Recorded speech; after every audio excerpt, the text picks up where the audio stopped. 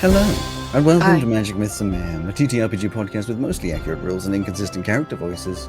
I'm Alex, Hello. your host and GM, and with me are Rowan and Joe, two of my wonderful players. How are you both doing this warm evening? Or at least warm here. Yeah, you know.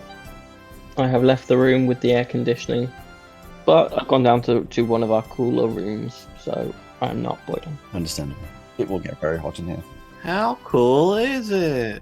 About as cool as your face, Oh, because you're a mustache person now, so it's pretty cool. Do you know what? I'm disappointed that up to this point none of us has said I must ask you a question. But I don't have a question. I was quite proud that no one had said that. I live my life by statement. So, as remarked, two people are not here today. And it's an interesting one, actually, because I believe that both of you were only given half of the information as to where both of them are. I don't know which of you was told what, but I know one of you knows where Purdy is, and one of you knows where my father is. So if you'd like to share with the group. Rowan, would you like to start? Would you like time? I'd like time. You'd like time. That is totally fine. So, many people in the UK, I'm sure, will be sick to death, frankly, of the various bits and pieces of politics that are happening at the moment. Yes. Now, there is a by-election coming up in a place called Makerfield for an MP to be elected. There's all this stuff about the Labour Party, who are currently in government, and a guy being sort of like parachuted in because people want to make him the new leader and make him the new PM, etc., etc. But, you know, plenty of people are running. The Greens, who are a relatively small party, were running someone. He he bowed out after 9 hours because it turns out he's an anti-Semite, so they're selecting someone else. Oh, for God's sake. Now, Purdy, who, as we all know, has an active and vested interest in politics, has decided she's going to throw her hat in the ring. However, she is not going with one of the mainstream parties. She's going for a new, exciting brand of politics with an old, exciting party. This was a real political party. She is running with the Monster Raving Loony Party. Yes. Yeah, that makes sense. With, what's his name? Lord... He Farquaad? He had to Shrek? change his name. I believe he's now Count Binhead. Count Binhead. Lord Binface, I think, got something happened where he couldn't use that, so he's now Count like Binhead. But I think he ran independently, whereas Purdy's running with the Monster Raving Loony Party. Interesting. Rowan? Interesting. Would you like to know what their core policy is or were? I feel like you want to tell us. Is it the same as what I was saying in the pre-ramble? Is it fuck them kids? I think they try and keep that out of British politics. Oh, damn. I know that's not quite the same in the States. So the Monster Raving Loony Party had a deliberately bizarre manifesto that contained things seen to be impossible or too absurd to implement. So, What, like socialism? passports for pets, Oh. the abolition of dog licenses, and all-day pub openings. Some of their members suggested in the manifesto adopting and minting a 99p coin. Why? Because everything costs like 99. Yeah, lots of Well, things this is have 99. 99p in price. Like still today? Or was this like a historic... This was the original? It's still today. It must be the same in the US. That things cost like $6.99 or $7.99. Oh, I mean, yeah, I see. I actually don't know if they are still going outside of Purdy's. They still had parish and town councillors as of 2021. That was only 5 years ago. Their councillors were called Howling Lord Hope, Baron von Thunderclap, Monkey the Drummer, Norm the Storm, Sarah Mad Cow, Sir Giles Greenwood, Wait, and the iconic Artie Pole. wait, is this a band or a political party? I can't tell. It's a political party that was started by By a band. a guy in a band. Okay. All right. Yeah. His name was Screaming Lord Such, 3rd Earl of Harrow. Incredible. So, with that very detailed explanation as to why Purdy's not here, Rowan, do you have a short and hopefully sweet reason why my father's not here? Not as short and sweet as would be extremely funny compared to Joe's, but we, as you know, Alex, you, me, and Joe have a plan this weekend to watch Epic the Musical. Yes. And I feel like listeners at this point probably know that your father is like very into the theater. Yeah, it comes up. He's going ahead of us because he's directing the version of Epic the Musical we're going to watch. Oh. And we're all very excited to see what he has in store for us. I'm super excited. Is it a one-man show? He didn't tell me. He just said he's the director, and yeah, he has some stuff to prepare. So a very reasonable excuse for not being here on a Friday night. I'm very excited to see it. I didn't realize that Mark was involved. That's awesome. Yeah, I'm sure we're going to get a very authentic version of Epic the Musical. And I'm glad that that's taken so long, because my idea for what we were going to do for the recap is only going to take longer. So I don't have a pre-recorded recap for today because Rowan, this is ideally your fault. This is primarily your fault.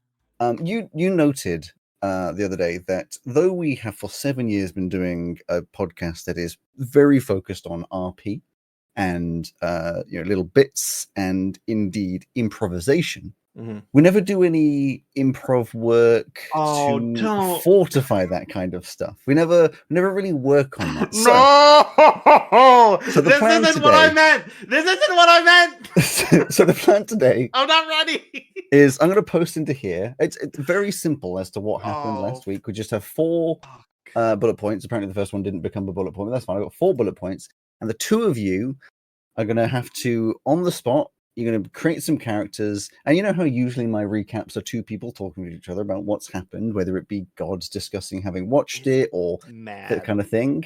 That's what you're going to talk through what happened last week in improv as 2 characters that you've never been before.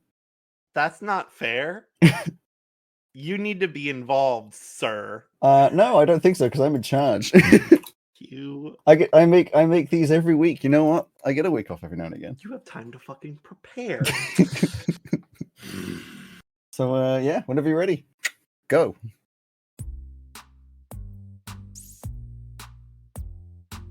Say, Stephen, nice to see you here at the office today. Hi, I think you said that your plans this weekend were to catch up on that reality show you've been watching about that Pesto and Ozzy and Monty and the other one, those strange characters you've been telling me about. Yeah, Craig. It's getting weird. Oh, really? Tell me why. Well, you see, they started by talking to this little guy, a little friend named Tunk, makes little robots and stuff, and working with the head of the place, the town they're in. Just what town did you talk to me about? Yeah. There's this nest of things that were attacking the town. They're gonna go take that out, right? Well, not just the nest, but this whole machine that's inside of it. Well, gee willikers, that sounds like something very complicated to do. Surely they came to an adequate solution. What was it? Well, they want to get this big worm, right? They're gonna take the worm and they're gonna move it over to the hole with the nest and the nest. Wait, the nest and the nest? Yeah, the nest and the nest. There's 2 nests inside of that nest, and they're gonna get both of them with this big fucking worm. But to do that, they need to do like a dance, right? A really big dance. So they're gonna make an orb of dancing or gonging, as they were saying to it. But it's a dancing orb. Don't get me wrong. Gee, a dancing orb? I haven't seen one of those since my honeymoon. Yeah. If your wedding was any indication, I can't imagine what happened on your honeymoon. I'm not allowed to discuss the details of it. Not allowed? Sorry, we're leaving the prompt here. Are you alright though? You seem to be having an issue with your arm. I can't read. Makes my arm act all weird. Getting those reports done must be a nightmare then. I think you were telling me that you were theorizing that that after they were going to take care of this nest squared, they were going to be on the way to doing that, to have more discussions, and also potentially taking some people with them. Yeah. So that town that I told you about, they're sending this guy called Boca. It made a lot of jokes about Boca these nuts or something like that.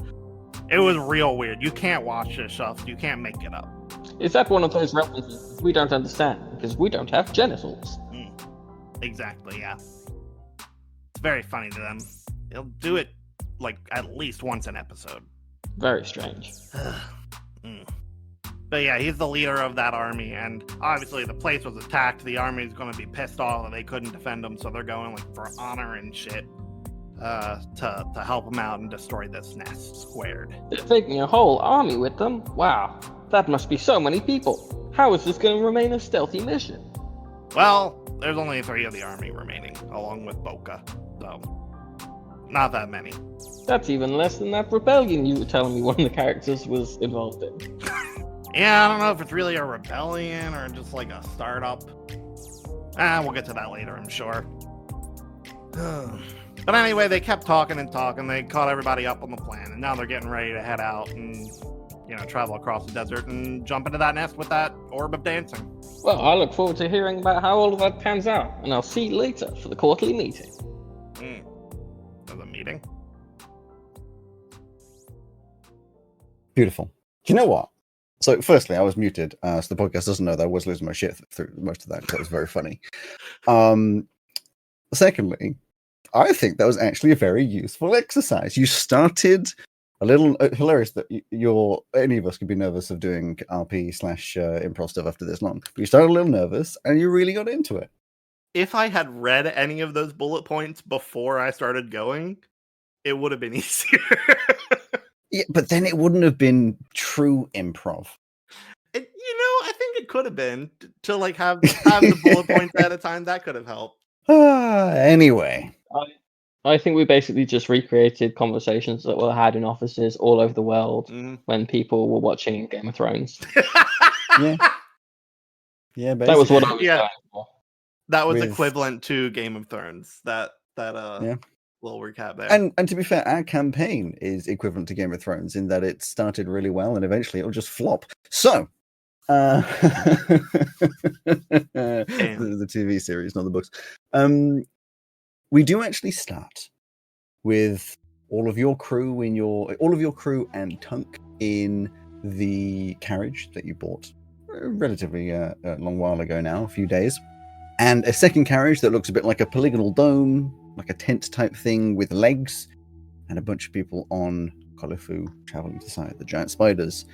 As you head from Krep, a settlement in the west, on a supposedly 4-day journey over to the east. You would, of course, be just following because they seem to know where they're going, and you have a vague idea, but not necessarily a specific idea. So you set off relatively early in the morning. You probably would be more like sort of 10 o'clock sort of time. Suns have been up for a long while. Let's say for now, just to make it easier for you two, it's Pesto and Ozzy driving the carriage, keeping each other company as you set off across the sands. I can't be driving the carriage because I'm working. Then it's Ozzy and Grim. Yeah. And Tunk and Pesto building stuff. You may remember it was about a day before you were at that oasis. And then past that, there was some the glass and such like that. So it's a pretty boring day, all in all. Oh, it's back that way. Unless Ozzy... Yeah, well, so if you looked at the map, you are very far to the west. You're only about like a day's travel, maybe less, to get out of the Kavir. And you're going all the way back past where you started. Goddamn. Yes. You get the feeling it might be a little bit of a faster journey because they know faster routes. Like, you can't predict the dunes, but you can have an idea of at least where the rocks underneath are, so where it's more likely to have easier passes and such. But it does seem you're heading directly for the Dunnock Pass that you were at. But yes. Does Ozzy have anything to bring up with Grim, or should we just skip straight across? I don't think so. No, fair enough. I think Ozzy is still... he's not suspicious of Grim so much anymore. but he is not as he is still a bit more guarded around him. So he's not feeling genial enough towards him to sort of strike up small talk. Yeah, fair enough. For the sake of just having a conversation. Yeah, no, that's more than fair enough.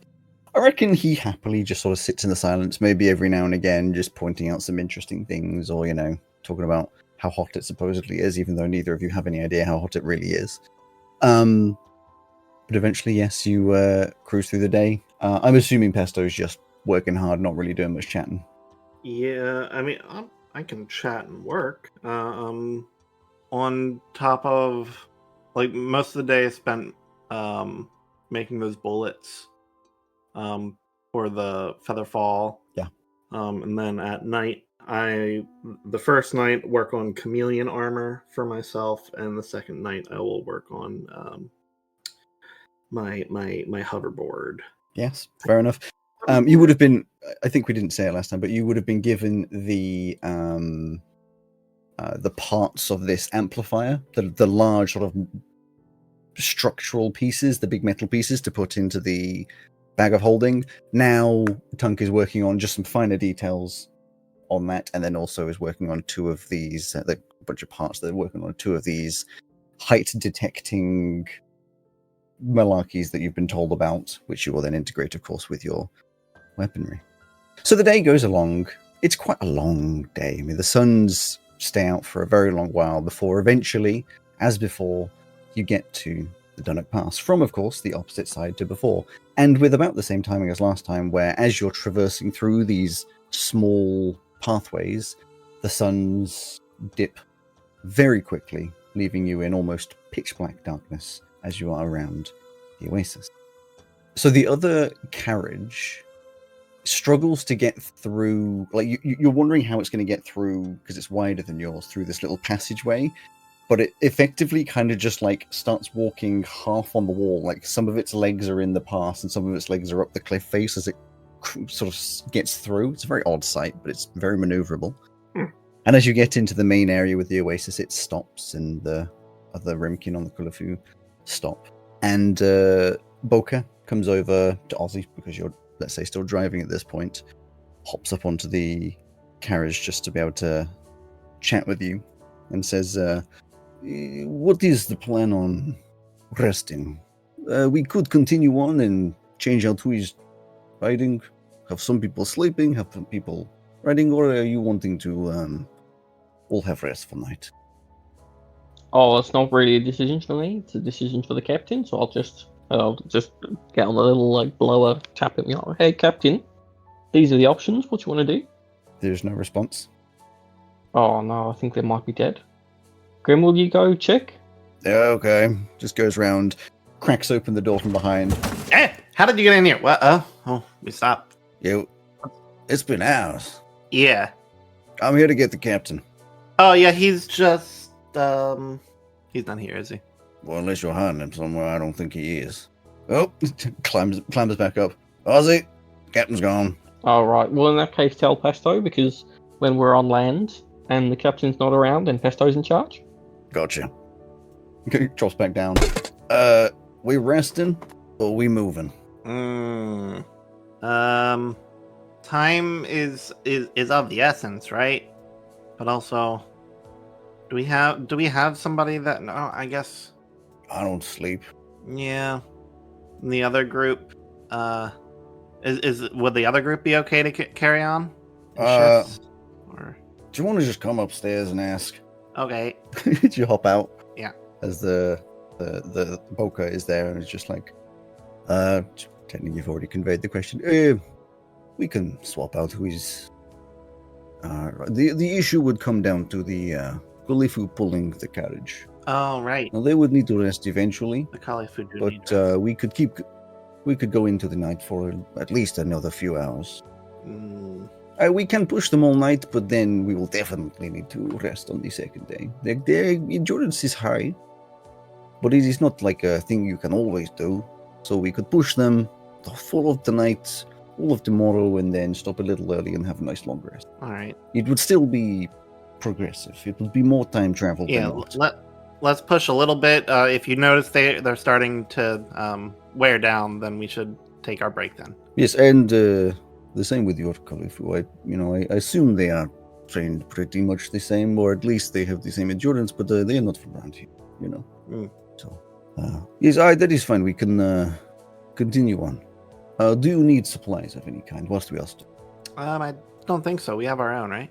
You'd have various like boring bits. When you moved out, they took like the main bulk of like basically their big dome is just storage. There's crates because there's a lot of you now. There's like 11 of you, so there's crates of storage. It's the mechs on the outside. There'd be some scraps and like various bits and pieces for you guys to like. You wouldn't be able to carry everything, inside of your carriage because it's not actually that much room in there when it's all said and done. So there's stuff in there. And Right.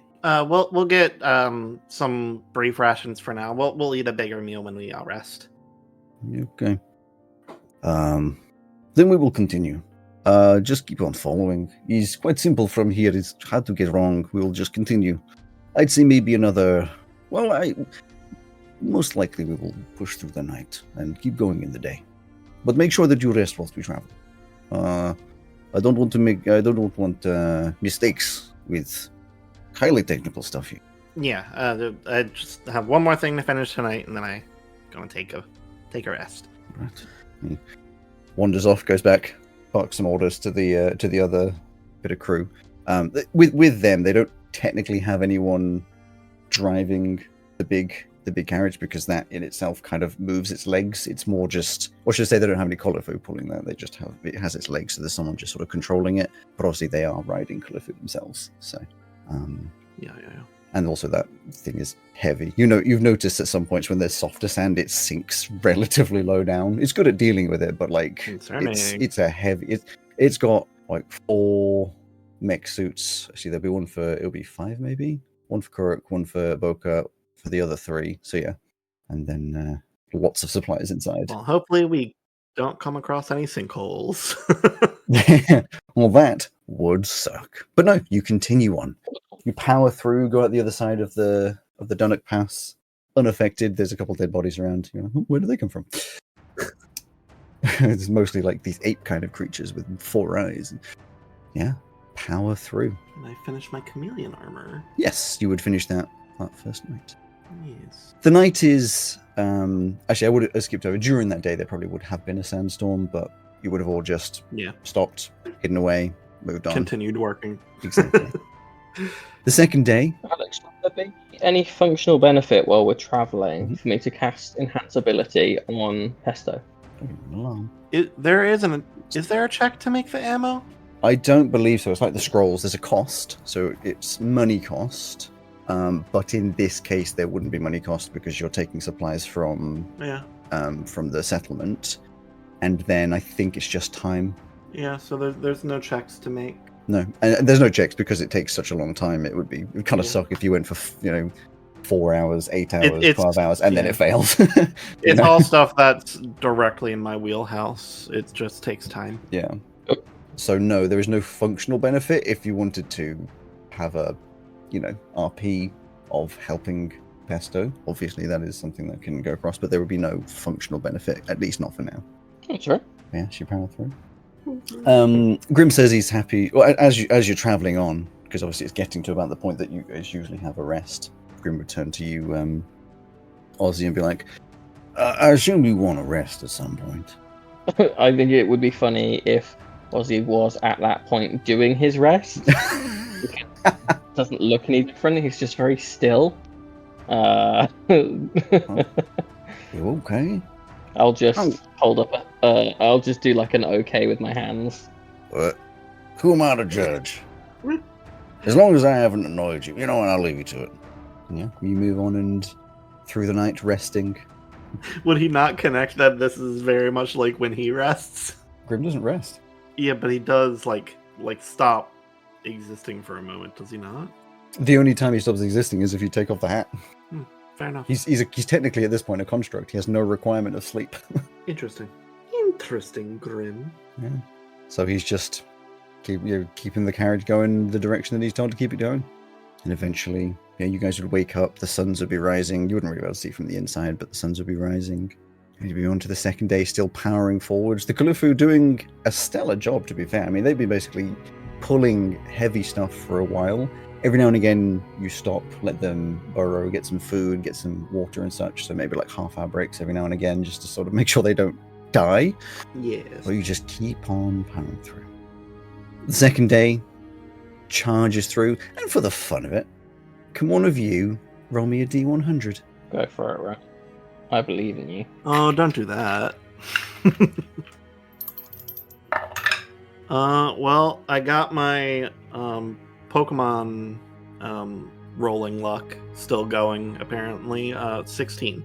16, is that good or bad? Who knows? In Pokemon, it's great. That's like a near guaranteed capture right there. So you're traveling forwards, and Ozzy, you are still, helping out at the top. It's now morning, so you've done your rest. You can do long rests and such. I'm not sure you needed them. And as you crest over a dune, you see a field of bones stretching hundreds and hundreds of feet. Oh. Just different sizes. They don't all look like they're human or humanoid at all. There's a lot of animal bones and stuff, but there's just bones everywhere. I'm not seeing this. No? You're inside? He probably just wouldn't really say anything. Just think to himself of like, Sure. You're just... oh, that's a bit different. So it's in your way. Are you just going to keep going forwards? We're following the following Boko, right? Yeah, we're following the other people. Yeah, they keep going forwards. We don't know. Yeah, follow them. You keep going forwards and go over these bones. Pesto, whilst you're inside, there's this, you've got used to this almost static noise, this white noise, which is like of the sound of the carriage as it goes forwards. And it starts making these like crackling and popping noises. Like it's like just this odd, almost like snapping twigs, or like, something hollow being crunched. It's like continuous, like the noise has just changed. I just look over at Tunk like, what the fuck? Tunk's like, don't look at me. I don't know, it's your carriage. I'll call up to him and be like, hey, is everything all right? Is something cracking? Do you hear the cracking? Oh, yep. It's bones. Sorry, it's your bones? Or... Oh, no, see, that's my mistake. I understand why you might have gotten confused by that. No, it's all the bones on the ground. Oh. There's like a lot of them. I truly don't know what to say to that. So you suddenly feel a really sharp pain in your toe. Like someone's just like jabbed you with a needle. What the fuck? Ow! And then there's a second sharp pain on like a different toe, and then a different one slightly on your feet. Ow? It's like someone's walking around with some needles just jabbing you. And then Tunk seems to react very similarly as you're both just like, what the fuck is that? Like your feet just start hurting. And as you look down, you realize getting in through unseeable cracks is just swarms of red ants are just filling up inside, just coming up through the cracks, and they're just starting to get over your legs, and wherever they're on your legs, they start just like biting you. What and the hell? chomping away at your flesh. What the fuck? What the fuck do I do? I don't know. Oh, is everything alright, Pesto? No, there's ants in here. Oh. As you look sort of down, Ozzy, you realize that, these bones are basically swarming with ants. They've just started crawling over the carriage. They started going over the big transport carriage as well, but that doesn't really have any people in it. The Kolofu seem unaffected, oddly, as though maybe they have some kind of natural response. Get us out of the bones. I don't have like skin to bite, so I guess I wouldn't be bothered by them. Get us out of the bones. They haven't got up to you yet, but yes, you could assume that maybe they will bite your bones, but that doesn't feel like something that would be a problem. I mean, I'm entirely covered as well. I've got armor and all of my full body coverings, so I guess I'm not all that worried about it. Yeah. No, there's still quite a way to go. Like you'll be in these bones for another minute or two. There's now like the walls on the inside. No, only a minute or two. Oh, that's fine. Yeah. If it was going to be like an hour, then I'd do something, but a minute or two is fine. These walls are just being covered with these ants. The floor, it's like filling. They're like climbing on top of each other, going up your leg. Your legs are like extremely painful. Needles, like I presume you've been bitten by ants before, but more painful, all over your legs. So there's like some bugs and stuff. You doing alright? They fucking hurt! Get us out! Why don't you start killing them? Yeah, I'm trying to figure out what to do without destroying the carriage. My initial thought was fireball, okay? Didn't realize you had such a thing against bugs. A shocking grasp my legs where they hurt. Try to kill the ant. Interesting. I mean, if you're shocking grasping yourself, would you damage yourself? I guess technically you would hurt yourself. Yeah, probably. So you have to roll against yourself. It's not. Is it save? I forget. It's shocking grasp save. That's a hit, isn't it? That's a hit. It's an attack roll. So yeah, you just hit. You just grabbed your own legs, bite the bullet, and just shock and roll damage for yourself. As the ants, they start to fray around you. So you get this like space around your feet, but it very quickly starts to fill back in, as though they're going to obviously try to go again at your legs. And you can see the fur is starting to be like plucked away. You're looking a little, chicken-legged, and your skin looks irritated and bitten and red. I don't know what the fuck to do about this. Tunk at this point is just like at the back, has slammed open the back of the carriage and is just like clambering on top. If you follow him. Oh, hi, Tunk. What you doing? You see these bugs all over her legs, so she's just like swiping them off, and you can see these, very sore marks and bites all over. It's just like, it's not comfortable, and also quite painful. Yeah, I found. Yeah, you clamber up on top. The ants, I guess they're still coming up the sides of the carriage, but at least you have a brief bit of respite. You can see now they're just like falling out the back of the carriage. I'm very upset. Almost at the other end. Do you need me to do something about them? I don't know what to do I mean, I can probably just kill them. without killing me. Oh, that's usually my goal. I think I achieved that pretty well. Because I killed some, but I did hurt myself. Oh no, you got to avoid that. I did wonder what was going on. It's bad. I mean, we're nearly out of it, so if you want to just we can wait, or we can just kill the ones that are here. Let's kill the ones that are here and let Grim, who is not made of any flesh or physical carbon material. I don't know. Yeah, help. All right. Yeah, they're now almost at your feet again on the top of the carriage. I will cast Raider's Regret, which is Spirit Guardians. Except this time they're all tiny little skeletons. Yeah, tiny skeletons. Going to war. Sorry, they're not tiny skeletons, just. Oh, no? It is, in fact, because it's a sphere around me, it is, in fact, a ghostly ocean with tiny ships on it, manned by tiny skeletons who go to war with the ants and just kill all of them, I assume. Almost immediately, these ants are just eviscerated in this sphere. They just disappear, peel off the sides of the carriage. The carriage itself will be within your sphere, so inside they also get eviscerated and pour at the back end about the same time. You end up exiting this. Oh, okay, yeah. If it's going through walls and stuff, for now, sure. I'll say it is, just because otherwise, whatever. I mean, I'm going to say it is because all you'd have to do is climb into the middle, and then they'd all die anyway. So. Oh, there you go. And then you get out from the bones, and they're all gone. Next time, just ask me, Pesto. It's it's no problem. I hate the desert. It's bad out here. Yeah, the desert is. There's some bad stuff. There's also some pretty stuff, but now my legs hurt a lot. They feel raw. I feel like a half-baked chicken. Yeah, you're missing some hair. Oh, do you two need some healing? Yeah. Alright, here you go. And I will salve Pesto's soul. Yes, I mean, you have shoved on your outdoor outfit, but you feel your legs cooling down and the pain seeping away. You heal 10. Lovely. I'm using the clickable stuff. I never do this. Oh, excellent. Tunk, do you also need it?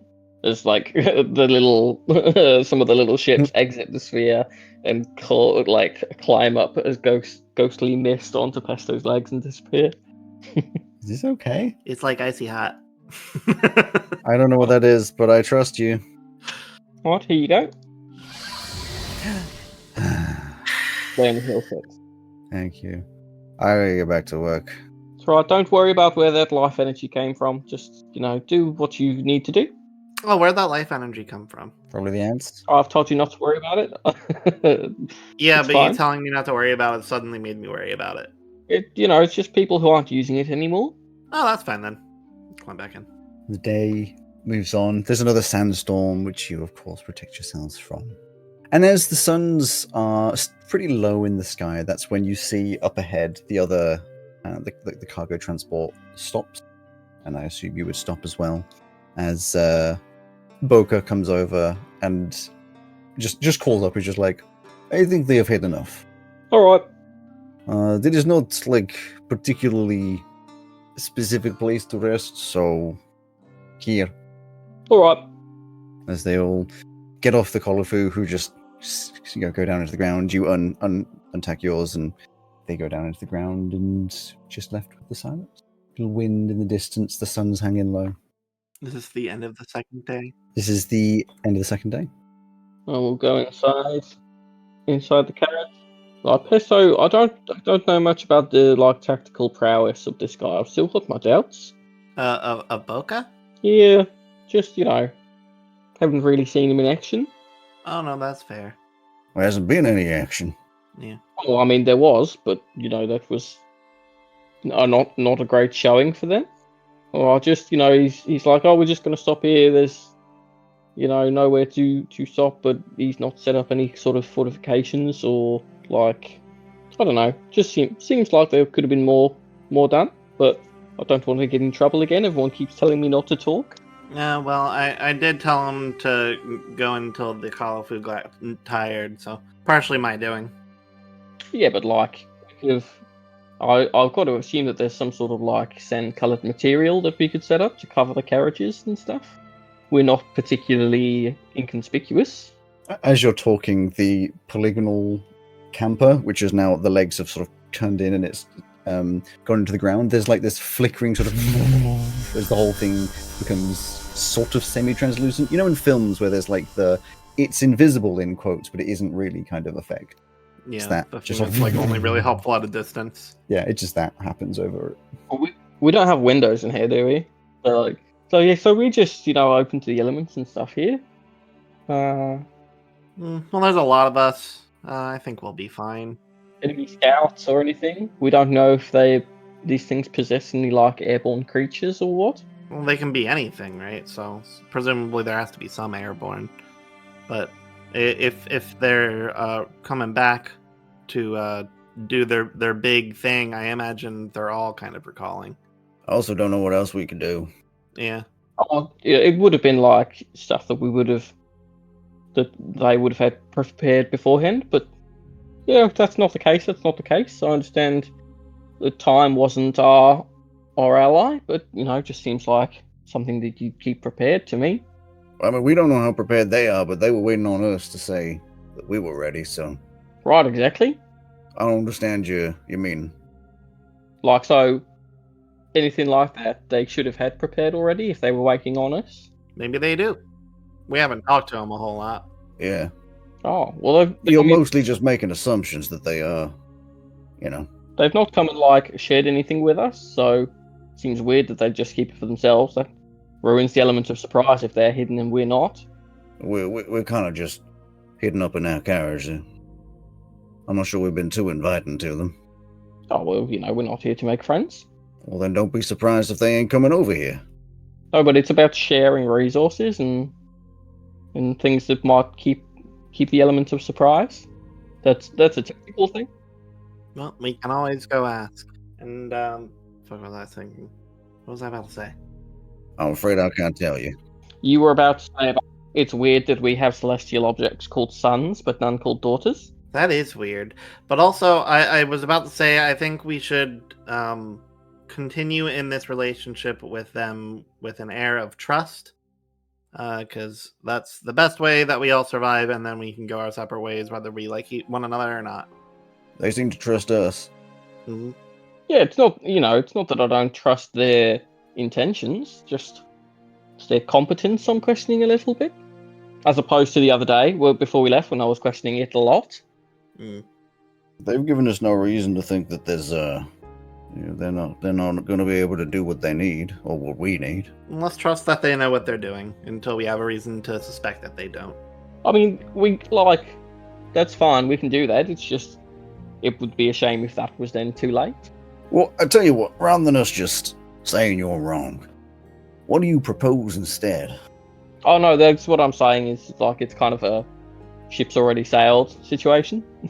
I just wanted to, broach the subject in case, the forethought that Pesto might be able to put into stuff, because he's in charge at the moment. I didn't know if that was worth mentioning. Well, rather, I thought it probably was worth mentioning. I'll be honest, my role before the captain disappeared was making this stuff, so my thoughts haven't gone much past that. Well, I mean, you all need to get some, well, 2 of you need to get some, 3 of you need to get some food anyway. We can go chat with them over. Yes.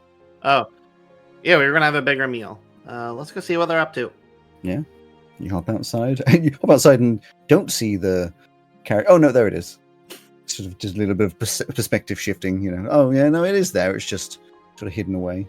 They have some camouflage. Maybe they got some for us. And there's a little. Be weird if they had some and hadn't told us about it. They've got a little campfire going, which is insane considering how hot it is. The 4 of them just chilling around on little chairs. Also, totally negates the purpose of any kind of camouflage. Well, I mean, as with anything, you do the campfire and then you put it out when you sleep. Yes, but if it's dark, then a campfire, especially in something like a desert, is visible for miles. Well, I'll tell you what, because you're correct, and also it's a style of thing anyway. It's a campfire in a pit. I know it's still light comes out, but it's nowhere near as broadly visible. But they've got some stuff cooking on it. It's more like a practical. Oh, well, at least they know enough to put the fire in the pit. That's reassuring. And as you wander over, they're already handing you food. Oh, thank you. Very simple, similar things to what they had before. I'm alright, thanks. I egg in our carriage. Yeah, they already aren't handing you food because you're a skeleton, and this has been highlighted. They don't know that. When you were chatting with him before, he highlighted are we pretending that you're actually a person? Well, he said that, but he doesn't know for a fact. He hasn't handed you food. He doesn't know why. I'm an enigma. I'm a mystery. I'm a sexy, old, ugly dwarf lady. You're not currently, or are you? Because you weren't when you left. For all intents and purposes, but not appearances, I am. I see. But I'm entirely covered and like a foot taller. Yeah, weird. And my build is different. Niffy gets involved a little bit in the cooking, and they're all, Tunk just has food. They're all having a nice chat. It appears they're, I was going to say they're all speaking in common, but no, they are speaking in Remkin because you have your translators, but when they talk to you, they switch to common. That feels ruder in a way. Yeah, you're not really sure if it's intentional or not. I think, well, so the feeling you get that is only Boca that speaks common. The other 3 don't talk to you in common. You don't know if they do understand it or if they are just not doing it, but they don't talk to you in common. Definitely rude. But yeah, just have food. They've got drinks. There's some of those drinks that I mentioned before, and just eventually put out the fire. They go and have a little rest. They have someone waiting out front. In fact, actually, Boca will come over and say, "How do you usually do watches?" Take turns.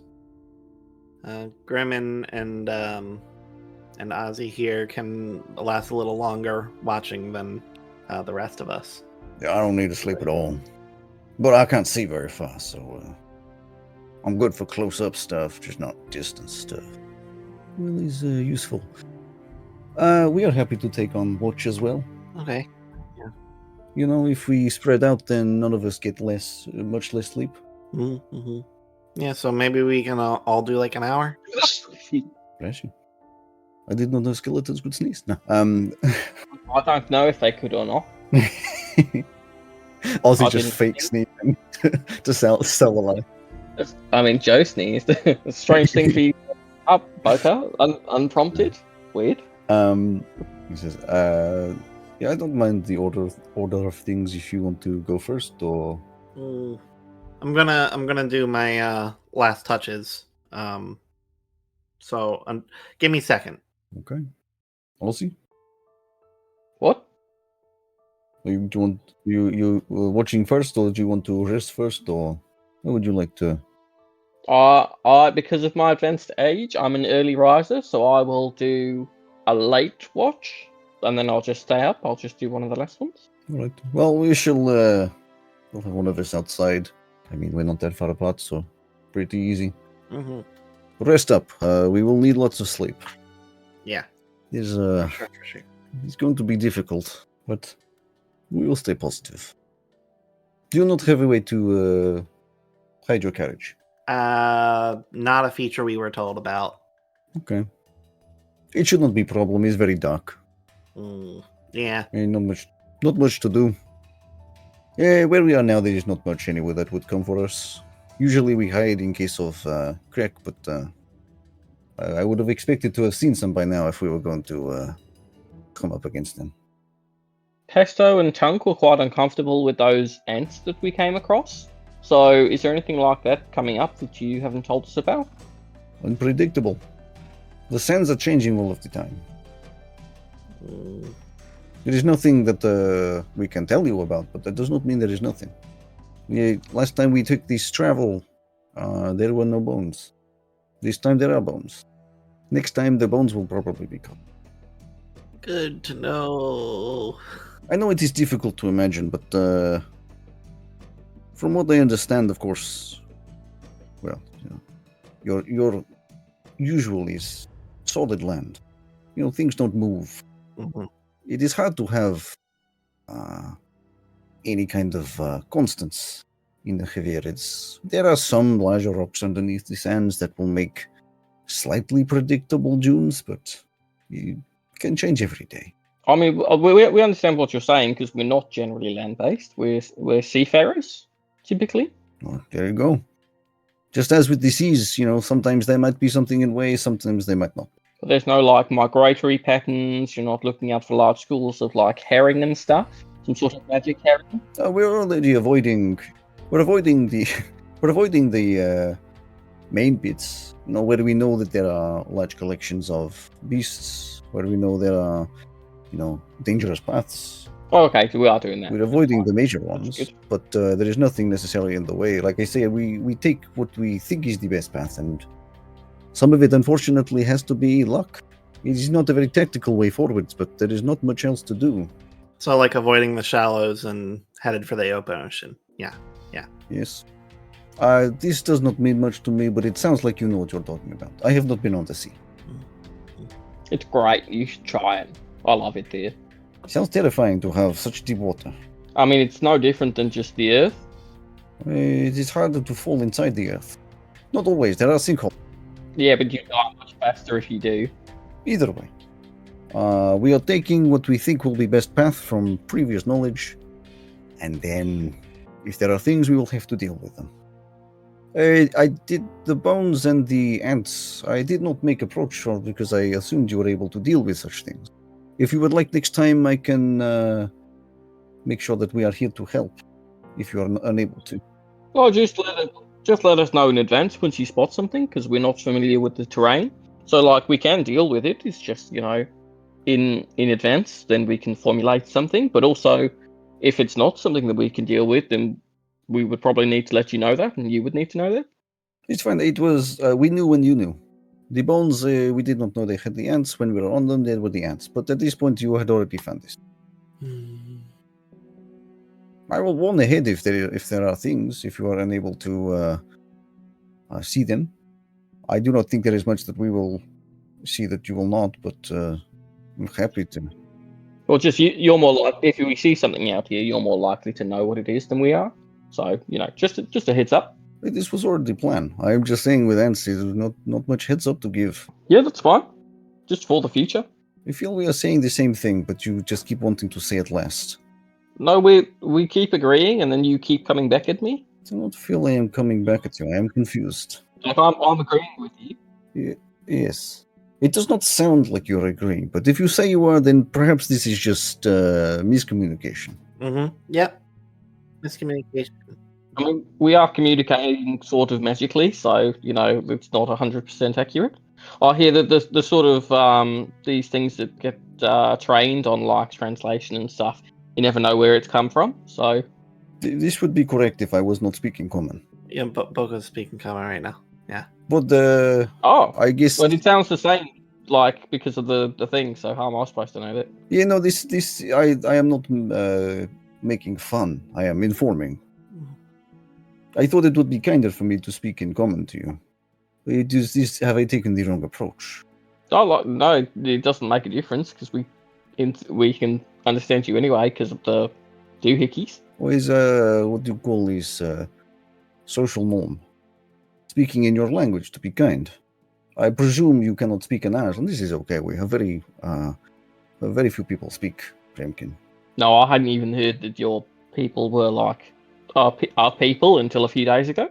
Yeah, this is reasonable. There's not many of us, and we are only focused here. Very few travelers. It would be very unlikely you see any other. Perhaps if you were in Hydra, but there's still only maybe a couple, and most people just mistake us for goblins, just with bad sunburn, which I guess is kind of what we are. Looks up at the sun star now.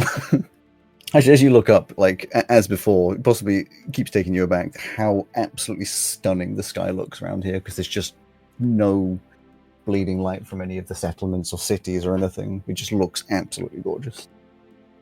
We're probably quite used to the site being. Actually, no, yeah, I guess being out in the sea, yes. Like, not as of recently, because you've been around cities, but maybe in which case, maybe it's more of a nice, homely feeling of being on the sea. We're sand pirates once again. Yeah. Kind of. But we will put out watch and let you know if there is problem. Sounds good. I'll be finished this thing soon. Okay. If you're doing a head count, the captain's not here, but he'll probably be back by the time we get there. So, don't worry about it. Captain is not here? He does that, and he sort of fades in and out of existence. I don't understand. Perhaps his odd translation? It's a magical ailment of sorts. Interesting. Like, sometimes he's here, and sometimes he's not here. Mm-hmm. Well, as long as you are confident that he's okay. Well, he always comes back, so far. Sometimes he sees things. Or goes places. I don't know. I will stay positive on this matter, but in meantime, who is commanding officer for you? That's me. While we're on land. Okay. Just so we're aware. Just so I know who, if we have to report to, although there is very few, is mostly just informal. No, Pesto's in charge. Okay. Yes. They love it. They love the responsibility. It is something to get used to. Yeah. I'm trying. You do a very good job, Pesto. It's very commendable. I appreciate that, Ozzy. You have a very smart mind. Is helpful for commanding. Helps me adapt to new situations, like leading. And you've got the inner resolve, like the steel needed to potentially, order your teammates to sacrifice themselves for the achievement of the goal. Something that I admire about you. It is sometimes necessary. Hopefully we can avoid this on our journey to this mission. They're a battle-hardened arcane engineer. Mm-hmm. It's very good. If we survive this, then you should talk to Asher, or possibly just think about taking one of the mix suits yourself. I am interested. I just didn't want to press under the tense conditions. Yeah, there are plenty broken, and if we don't do this, the world is probably going to die anyway. So Fair enough. Yeah, I'll ask when we get back. consider it a gift. And for the rest of you, I'm sure there are things that we can give you that will be helpful on your journey. We would all very much appreciate that. Well, I don't technically have authority for this, but currently there is very few people with authority. So Fair enough. Do you have any super cool, awesome, powerful weapons and stuff? There's a couple things that you could possibly find in the storage. Some things might need a little bit of fixing, but You and the captain were in there, weren't you? I mean, we were in A storage. it is one big storage. It's just with everything that we aren't using currently. There's a lot of stuff, and it gets hidden in the sands. Probably not then. It was like, because if we'd seen any super cool, awesome, big weapons in there, we'd have probably brought them with, eh? Maybe there's a logbook or something with more explicit details on stuff they've figured out, or I don't know. When we get back, you can discuss what specifically you mean by super awesome, powerful weapon. Oh, like maybe it's like a hammer, and I point it at someone and I say some magic words, and then they Fireball. they burst into flame. Or maybe it's like something that lets me, I don't know, what's something I've always wanted to do? Fly. Maybe it's something that lets me feel inner peace and erases all of my horrible memories. Maybe it's like, the flying thing. Maybe it could let me fly. There's a lot to unpack here. I mean, to be fair, there's some stuff inside of the storage we don't use was like old things to do with, torture and these kind of vein. Oh, I'm already pretty good with that stuff, so maybe that would be fine. I highlight instead that perhaps some of them could be modified to clear minds. I don't know why you'd want to lose your memories, but I am not the question. Oh, it's not even the first time I've done it. Oh, speaking of, Pesto, Yeah. this is for you. Just gonna sort of like root around one hand awkwardly in like a fold of my clothing to remove something from under my clothes. It's gonna look a bit like a woman unhooking her bra, like without taking a top off. And I'm going to remove my timekeeper's finger bones, which is my necklace, strung with polished phalanges from an unknown humanoid creature, each one etched with a time rune, said to have belonged to a defrocked Zeruan monk who could keep perfect time by counting the bones, symbolically worn by those who track cycles and deaths. Like, right, I'm lending this to you. Or, no, do you know what? Thanks. I'm giving it to you until this is all over, and then I want it back. Because, remember, we got this at that market where I sacrificed some of my memories for you? Oh, yeah. Yeah. Right, I want you to wear it. Okay. And then when we get in some shit, it's going to help protect you, because I'm going to going to connect our souls a little bit, and it's going to make you a bit safer, if that's all right. Yeah, if you want to. I mean, is there any bad thing to come to you of it, or? Oh, that just depends on what happens. I'll be fine. Okay, I'll try to remain as safe as possible. Yeah, it's just a thing of like, it's going to make you like a bit hardier. That gives you a little bit more protection, and like you'll take way less damage, and I'll just take all the rest of it. But that's fine. Okay, I'm gonna try so hard not to take any hits at all. That's right. It's what I'm here for. It's like, I'll protect the crew. We don't want to lose you either, though, Ozzy. Oh well, that's done. Need everybody in the crew. Oh, one more thing before I leave to sleep. I don't have one for you, Boker. I'm sorry. It's just one. Goes into a little pouch and pulls out some Baramus berries. Oh, thank you. Good for sleeping. I'm alright. I've eaten, thank you. You haven't, and I know you do not need to eat. I did it in the carriage. Sure. You couldn't see because it doesn't have windows and the door was closed. If this is what you want me to believe, then I shall say so. It doesn't sound like you believe it, though. It just sounds like I don't. You're going to say that you'll believe it? Yeah, no, I don't believe you. Well, then. But this is okay. It's not judgment. I have no reason to care if you eat or not. As long as you are healthy, or at least in fighting shape. I'm in fighting shape, always. That's like my whole thing. For sure. Then good. But I'm not going to offer you food if you don't eat. Unless you would like to go through the interchange every time where I offer food and you say no and make a reason why not. Well, it would be strange for you not to offer food to a comrade who's an elderly dwarf lady. That would be rude. Yes, it would if you were that, but that's what I am. It's how I live my life. Would you like to have a berry? No, thank you. I ate earlier. Okie dokie. Have a good sleep. And wanders away. So, Yeah. I think he's catching on. Yep. Me too. We might have to kill him. I don't think we have to do that. He directly said he doesn't care what you are. Yeah, but like he might say one thing and think another thing. Some living people are tricky like that. We'll take it as it comes. Right. No preemptive action. But you don't think I should be expecting like a knife in between my ribs? I don't think you need to be worried about that now. Okay, that's fine. So make sure you keep that necklace on you, because the captain said that you were our most valuable person for this mission. Oh. So I want to make sure that you're alive, and if you need to get out and leave me there so that you can save everyone else, then I want you to do that, okay? Only if I really, really have to. But Yep, you have to. If that's the situation, I don't want you to like jeopardize you and the rest of the crew's safety, just for me.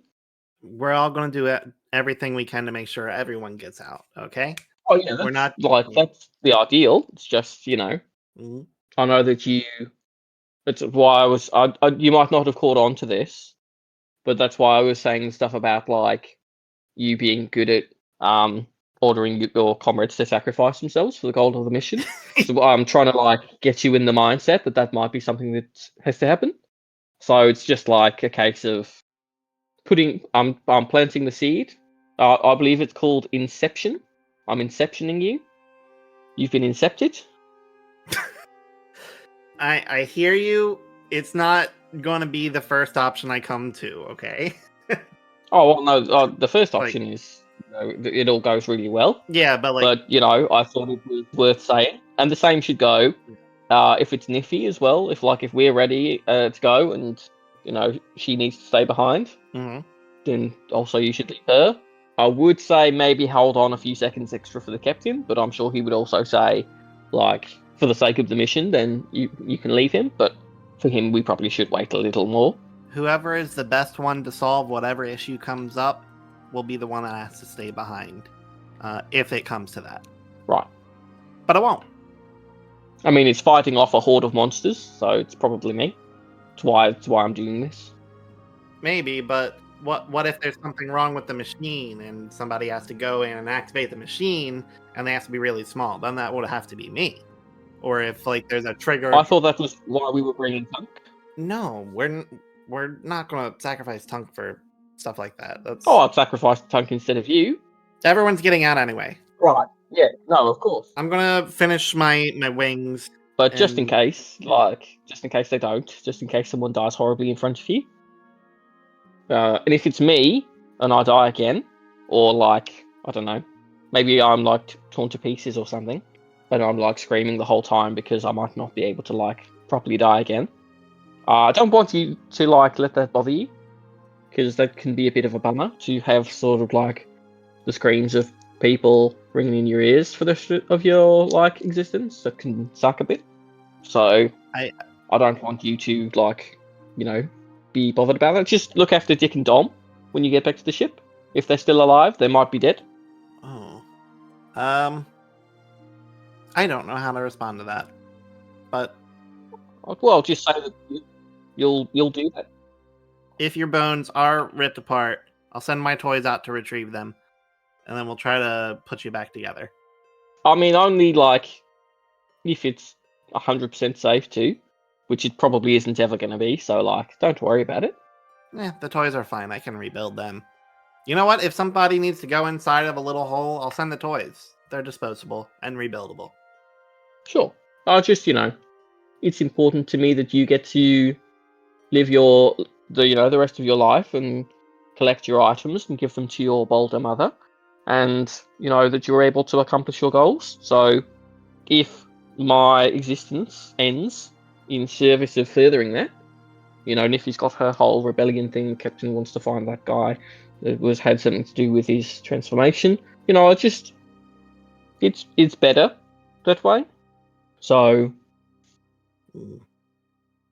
I just wanted to let you know that if something happens and I don't make it out with you, and you have to also be the one to make that call, that's okay. I don't want you to be sad about that. because it would have been all right. Well, I'll be sad about it either way. Well, you can be sad that I'm not around, but I don't want you to be sad that I don't want you to feel like it was your fault. That's this is what bosuns do. I hear you. But you got stuff to do still as well, so you're not disposable. I do have to kill Mr. Mumps, that's true. I would very much like to do that. All right, I've I'm got gonna that village finish my to wings save now. for like a third Yeah. time? A fourth time? How many times have we seen the village? It's like 3 or 4, right? Pesto just walking off at this point. Yeah. Yeah, you could do that for me. You could kill Mr. Mumps. Oh, he's gone. Oh, Yeah. right. Walked into the carriage. Right, I need to wake them up so that they're like, Pesto? Pesto? Pesto? Right. Are you awake? As Yeah, Pesto I'm awake. I'm working on my works wings. on that, Pesto. as Pesto Kill works Mr. on that, Mumps for me if I'm not able to. And Shut then up. you go back. Really? The narrator trying to move the scene along, and the characters fighting tooth and nail to not go. right? Pesto. Yeah. You shift on over, go to the workshop to finish off some stuff. Tonk is already resting. And as you put your hands to the paper and start building a couple things, work out what you're doing, you just hear a faint sound, like a whisper. Yeah? Like it was obviously a voice. And you look around, but Niffy's snoring away. Ozzy is staring into nothingness. Just staring at you from his Yeah. chair. Did you say something? Ozzy. Just a slow shake of the head. And then you just hear it again, just like something like wind blowing past or something, but just formed a little. It's not quite the same as just a breeze. There's something in there. I don't know if it's actually saying words or anything, but it's just an odd. It feels like something calling to you. Something is calling to me. It has this odd reminiscence in your mind, similar to that of like Sidil. Oh. Like a consciousness reaching out. Yeah, I mean, it could not be. You could just be extremely tired. You've been working non-stop for like days. I'm gonna take a peek outside the carriage then. Yeah, you do. You look outside and analyze the environment, looking around, trying to decipher, was it coming from somewhere? See Boca? Yeah, oh, you don't see Boga. You see one of the other ones just sitting Hmm. outside of the invisible thing, just looking out. I think as you open the carriage, they definitely look over and give a little nod, Give him a wave. but they don't seem to be paying much attention. And as you look around, every now and again just hearing this whisper. Sometimes it's the wind, sometimes it feels like more than that. You think it does feel like it's directional, like eastern-ish direction. Like you can kind of determine, it feels as though maybe it's an inherent pull, maybe it's something you're hearing, but it feels like it's coming from somewhere rather than just being everywhere. Gonna open the bag and let Olive crawl out. Yeah. And I'll send them to get an aerial view to the east, see if anything catches their eye. Yeah. Flies in the sky, goes over, crests over a little sand dune that would be blocking your view, and see nothing. Or at least nothing from the aerial view. Doesn't seem like there's a person or a structure. Just sands. The amount you hear it is inconsistent. It's not like on a rhythm. It's not permanent. It's not the same sound every time. Just every now and again.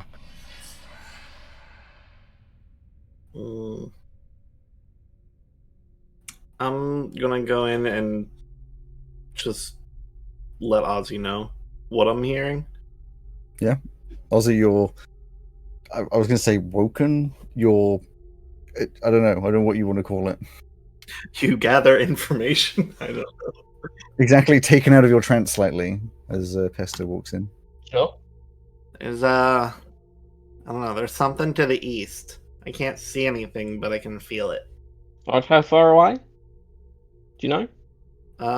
Not within 100 feet at least not something visual. No. Do I feel anything? No. You haven't heard anything. I'm gonna wake Niffy. Who's... Right. Do you hear or feel this thing that Pesto is describing? It's so loud. I don't hear anything. Right, are you still hearing it, Pesto? It's not all the time. Okay, Niffy, you're staying awake until Pesto hears it again. Just like struggling, just like keeps like dipping out, and yeah, you hear it again. Just Oh, there it is. Niffy? Right. Niffy, did you hear it? all I can hear is you two, and I don't want to be hearing you two. I want to be sleeping. Okay, we'll go back to sleep then. No, I'm losing it. I was worried this might happen. I think you've got a bit of heat stroke. So what I want you to do is curl up on top of Niffy because she's still cold for some reason that we don't know. Oh, you know what? That'll be great, actually. Niffy, do you mind? You're so warm and furry. It's so hot. I think she's fine. I'll just, not in direct contact, I'll be nearby. Just do that thing where people sometimes just put like their feet on someone. Yeah. Intimate. Right? Okay. We should make a note of when you're hearing it. See if it's regular intervals. Okay. As soon as I'm done with these wings, I will keep track. Well, if it's regular, it's... Oh, wait, I have a watch! I pull out my very ornate dragon watch Yeah. to keep track. Sure. If it's regular, it's less likely that it's a heat stroke thing. Mhm. And much more likely to be like a monster thing. Yeah. So is Grim on the like coachman area. Yeah, be in the box. I'll get on the blower and be like, Grim, can you just like keep an eye out towards the east? Pesto's possibly being targeted by some kind of monster. I mean, you know I can't see specific directions, but I'll keep sense out. Thanks, Graham. So next time I hear it, I'll start the stopwatch. Sure. You do so, and there's, a few times within each minute. It's not like it's every 10 minutes or whatever. It's regular-ish, but it is not on a specific timer. But as you're hearing it more and more, there's like an itch in the back of your brain, like a draw, like you kind of need to know what it is. Not like I'm being taken over, more just like is it something you recognize? What is that? What is that? I'll fight it until I'm done with the wings, because they were close. Give me a wisdom save. Okay. Because it's like itching, like super distracting. 18. 18. You get the wings done, but at this point you are. As soon as the wings you're are just done. fucking losing it. You're like absolutely like it's as if someone at this point has been just like in your ear making noise constantly. Not that it's talking more to you. It's the same amount, just gently. Every now and again, a little flutter, but this itch in the back of your brain, just like. Ozzy, I need to go check that thing out. Okay, right. Well, we're just gonna make one quick stop on the way. All right. All right. Right. Come with me. Link up, buddy system. Yep. All right. I'll just pick you up under my arm like you're an American football. Oh, okay. And carry you, and we'll head to the other carriage. Yep. Boca. It's not Boca. Boca, you up? Boca, can you get Boca for me? There's Karoons in front who speak. Actually, yeah, you have the translation manager like, they're resting. Yep. Can you go get them for me? What for? I don't want to have to wake unnecessarily. Yeah. Oh, well, Pesto might be being targeted by some kind of creature. I'm hearing whispers, and I really need to go check out whatever it is. That's why I'm carrying him. You see how his little legs are kicking? I think he'd just sort of like, they'd wander off if I just put them down like a wind-up toy. Okay. It just wanders over. It wanders into the like cargo thing, and then Boca wanders out just like, you're getting drawn in by some whisper. Something. Yeah.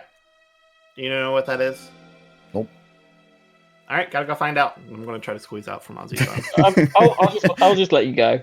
Okay. You just hit the ground, just scutter off. Right. And you're sure that it's not like some monster that's targeting them? Well, I'm absolutely not sure, but it is not something I know. Oh, okay, well, if we're not back after like, I don't know, like half an hour, come find us. We're going east. Okay. I will keep an eye out. Right, bye. Bye-bye. He just goes and sits down in place of whoever it was that left. Karuna. And go back in to grab the wings, put them on real quick. All right. You know what? Again, give me a wisdom. Because there's a chance that you're just like beeline. It was to go faster Wisdom to save. it. Give me the wisdom save either way. You're not in the logical mindset right now. 19. And yeah, you definitely go and grab them, and then scutter on over to vaguely east. Buddy system. Pesto, buddy system. Don't go without me. Okay, but we gotta go now. Is the thing. Yeah, that's fine. We're gonna go. Cool. Follow me. Right, Grim. Come after us in a half hour if we're not back. Alright, Wake Niffy up before you do. But tell her to stay. I'll try. And you scutter off, or at least trying to pull Ozzy along, like a toddler trying to pull their mum. Probably a good 30 feet ahead. And you wander you crest over the hill, just looking around. Where's this coming from? Where is this coming from? Ozzy, you would, I guess, catch up somewhat, maybe a few feet behind, as Pesto is just looking around. You can't see or hear anything.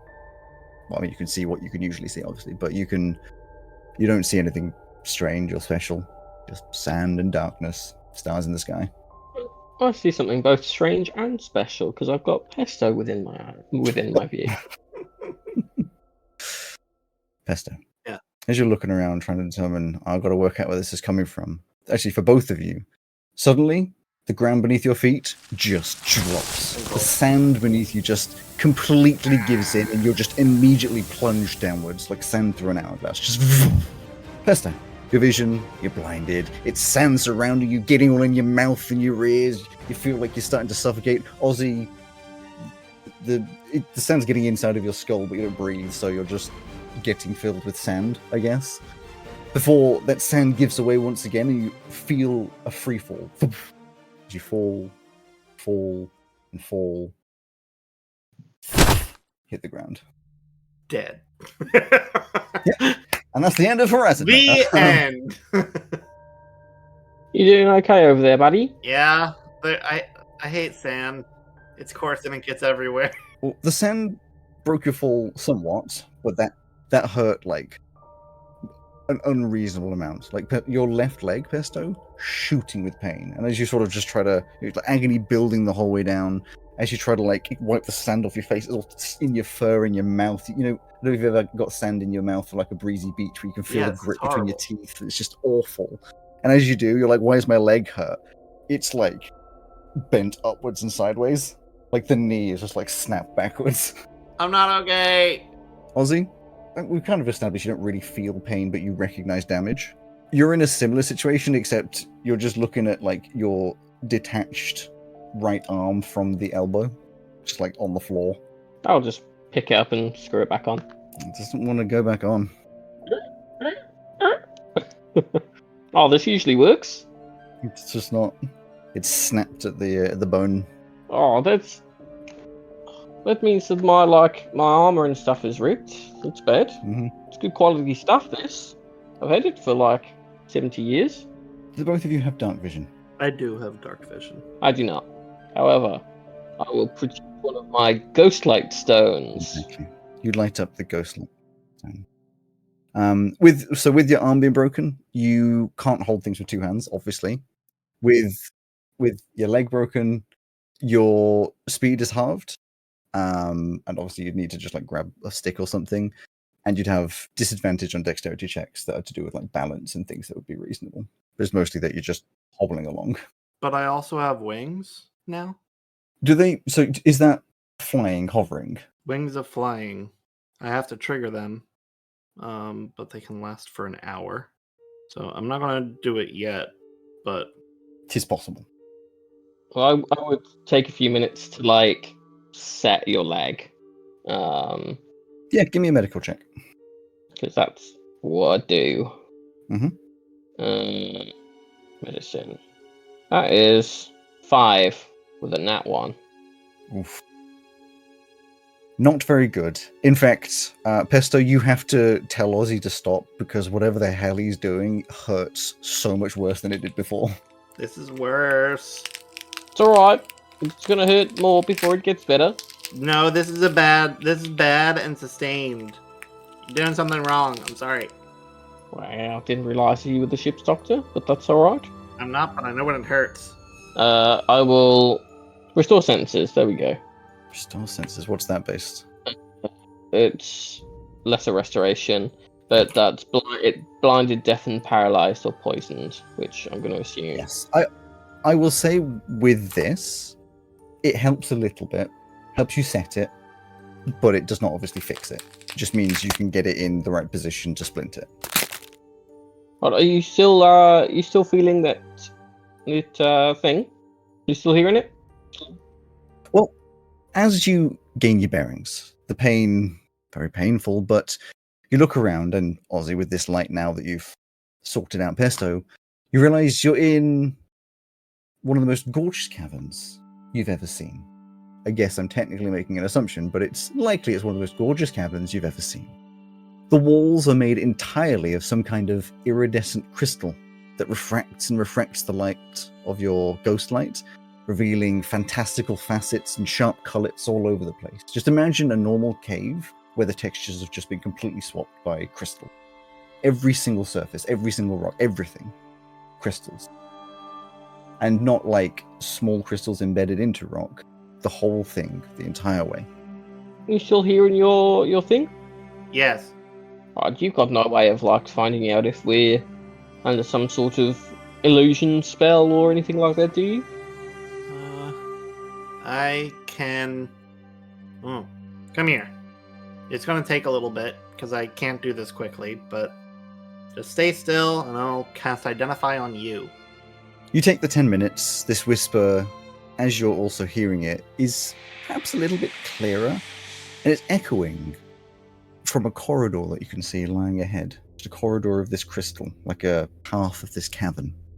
Words still unintelligible, but it's a soft voice, maybe slightly mothering.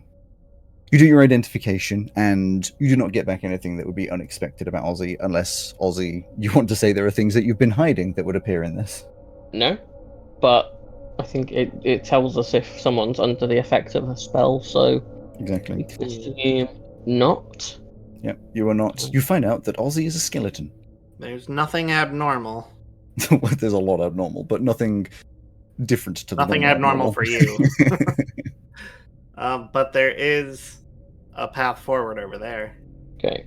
and it's coming from there. I'm gonna just take my detached hand. It's the one that's got my removable finger on it for my Wand of Secrets, and just the whole hand will like levitate and spin as I use a charge on that. So it will, if a secret door or trap is within 30 feet of me, it pulses and points at the one nearest to me. Nope. No traps within 30 feet? But we should probably head back anyway, because we've now become grievously injured. We're no longer mission ready, and it's probably time to go.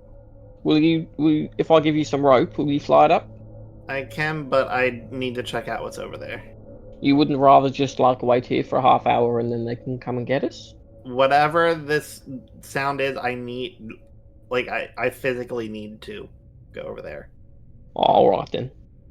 And I didn't mention this earlier because I didn't know how you take it, but it's giving me the same kind of feeling as when my mom talks to me. Right. Okay. Similar kind, I should say. Not same, similar. Right. So it may be a dragon. Well, I'm just gonna set up that bond between us, and I'm just gonna assume if it's a dragon that we die. They may be nice, like my mom is. Yeah, but your mother is also a rock. This one may also be a rock. That's true. I mean, what would be the chances though? 2 dragons that are also rocks? Well, gemstone dragons, I think feel like they're a little different from chromatic or metallic. So I don't know. That may be more common than we think. Let's go find out. Hobble, hobble, hobble, hobble, hobble. Hobble over. You currently have +1 to armor and all saving throws. Excellent. As well as all damage. How long does that last? Until an hour. An hour. But you've got to stay within 60 feet of me. If you are hobbling instead of flying. Yes, because the flying is limited, and I want to know that I'll need more mobility when I activate it. Would you benefit from a 10-foot pole? I don't think so. Okay. You hobble around Hobble, this hobble, little cavernous corridor, and it doesn't take long, maybe just a few seconds before you round a corner and see, carved into the crystal glass itself, a large archway, 100 feet high, square in nature, made of 2 large columns to the side with runes carved within, and a beautiful keystone at the top with a symbol that you don't recognize. Within the archway are 2 gigantic doors, not that of crystal like the rest, but of like a wood substance. But it doesn't have the grain of a tree, nor is it made of planks or sections. It's just one piece of wood, but you have no idea how that would be made. Not like chipboard or like compressed wood, just like a piece of wood. It's as if it came from a tree that would be wider than a tree you've ever seen. So the door is just like a wood slab. It's two doors, but yes, each door is just wood. Confusing. Lying across the doors, running up the seam between the two, are 3 humongous stone bars, evidently meant to hold it closed. They sit in large stone holes, seemingly removable, but probably not particularly easy, at about like 25, 50, and 75 feet. Big. You know what I mean? Like when a door has like a piece of wood or something blocking it. Big doors. What? You're continuing this whispering is this the same directionally through the doors. It's that's the direction. No. Right. Curiosity satisfied. It's on the other side of the door. Oh yeah, I thought it might be, but Yeah. you see, the thing is that like you only get a door barred like that to keep something on the other side. That's not like, a lock that people have on their front doors. That's a thing that's been locked in there, so we should probably just leave it alone. If we can figure out how to make it stop getting into my head, then I'm fully down to turn around. Oh, we'll probably just like move away. I can't do that. I mean, I could just pick you up if you want. If you go limp, I'll just sort of like drag you out. I am honestly worried that if I turn around right now, it's going to start damaging me psychically. Oh, I'll just heal you. It's fine. Wait. This is a thing that you're hearing?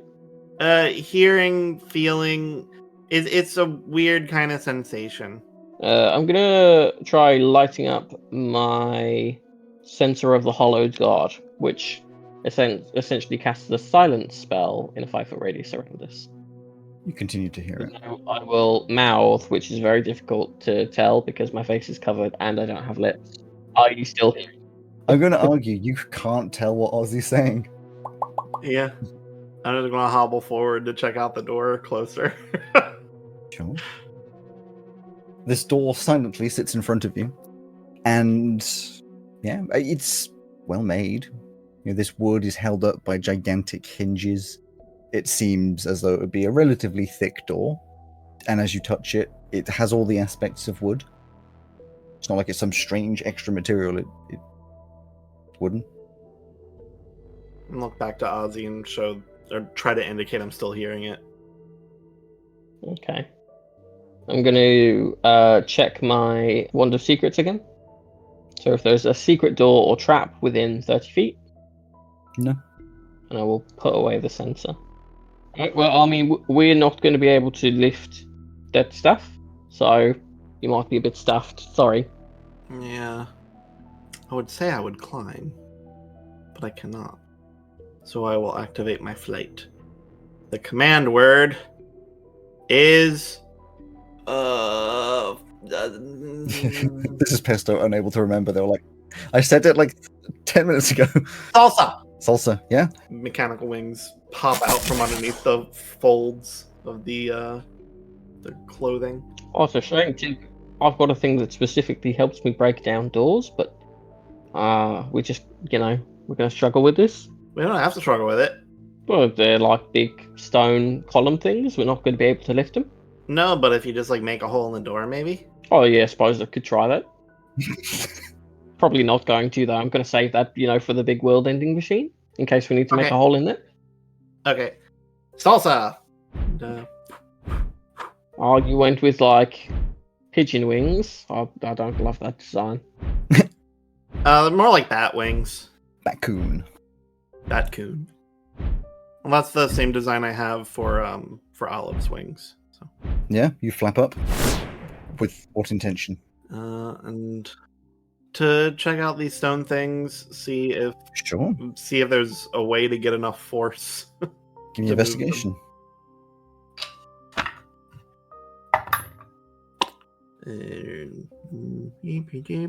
I believe that is 17. 17, yes. 17.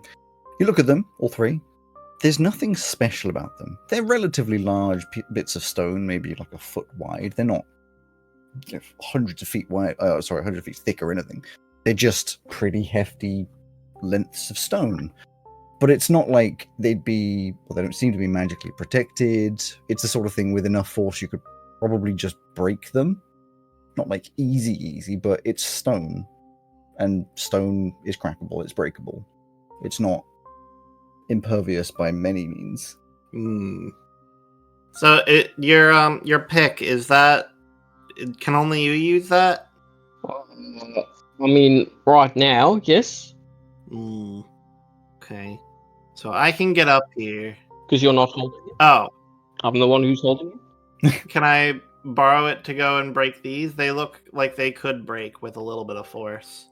I'd rather you didn't. Okay. Have you tried maybe like talking through the door? No? Maybe just like try that first. Okay. I don't love the idea of unleashing some horrific beastie just before we try and do this thing. We've already gotten severely injured. We're probably not mission ready, and now the world's going to end. I'll fly up to the first stone bar and just put my snout right in the little like separation where the door would open. Just be like, "Hello? Are you there? No reaction. No anything. Can you get out of my fucking head?" There's no reaction, Ozzy. Well, you didn't ask very nicely. I probably would have ignored you as well. Well, unless this was an order. But, you know, I suppose you wouldn't be there in charge with them. Maybe acid. I'll get Olive out and use acid splash to try to dissolve the stone. Okay. Just vomits out this acidic substance all over the stone. And it doesn't immediately melt through, because that's not how stone works. But it does start to seemingly weaken the structure, like leaving some pot marks and holes. I'm just going to assume it's a pretty strong acid because it does significant damage to people. As it, like, definitely weakens the stone where the acid landed, but it doesn't snap into on its own. It looks like it'll be easier to break into, for sure. You reckon it wouldn't be something that needs, like, the adamantine pick? You could probably do this with small explosion, or just something heavy, enough force. But also, Ozzy doesn't want me to do it. Give me a wisdom save. Okay. You get advantages, I believe. I do. 12. Ozzy says don't, but there's two things on your mind. One, you are the captain now, and two, you've really got to find out what that fucking noise is, what the whisper is. I'm sorry, Ozzy. As acting captain, I have to open this door. Oh, it's alright. Do you need some help? Yeah. I don't know. Do you have a way up here? The first one is 25 feet up. No, not really. Okay, then hold on a second. I could tie a rope to you. Sure. I'll go down and grab. Well, I suppose I don't have to tie it to you. Yeah. Tie it to my immovable rod.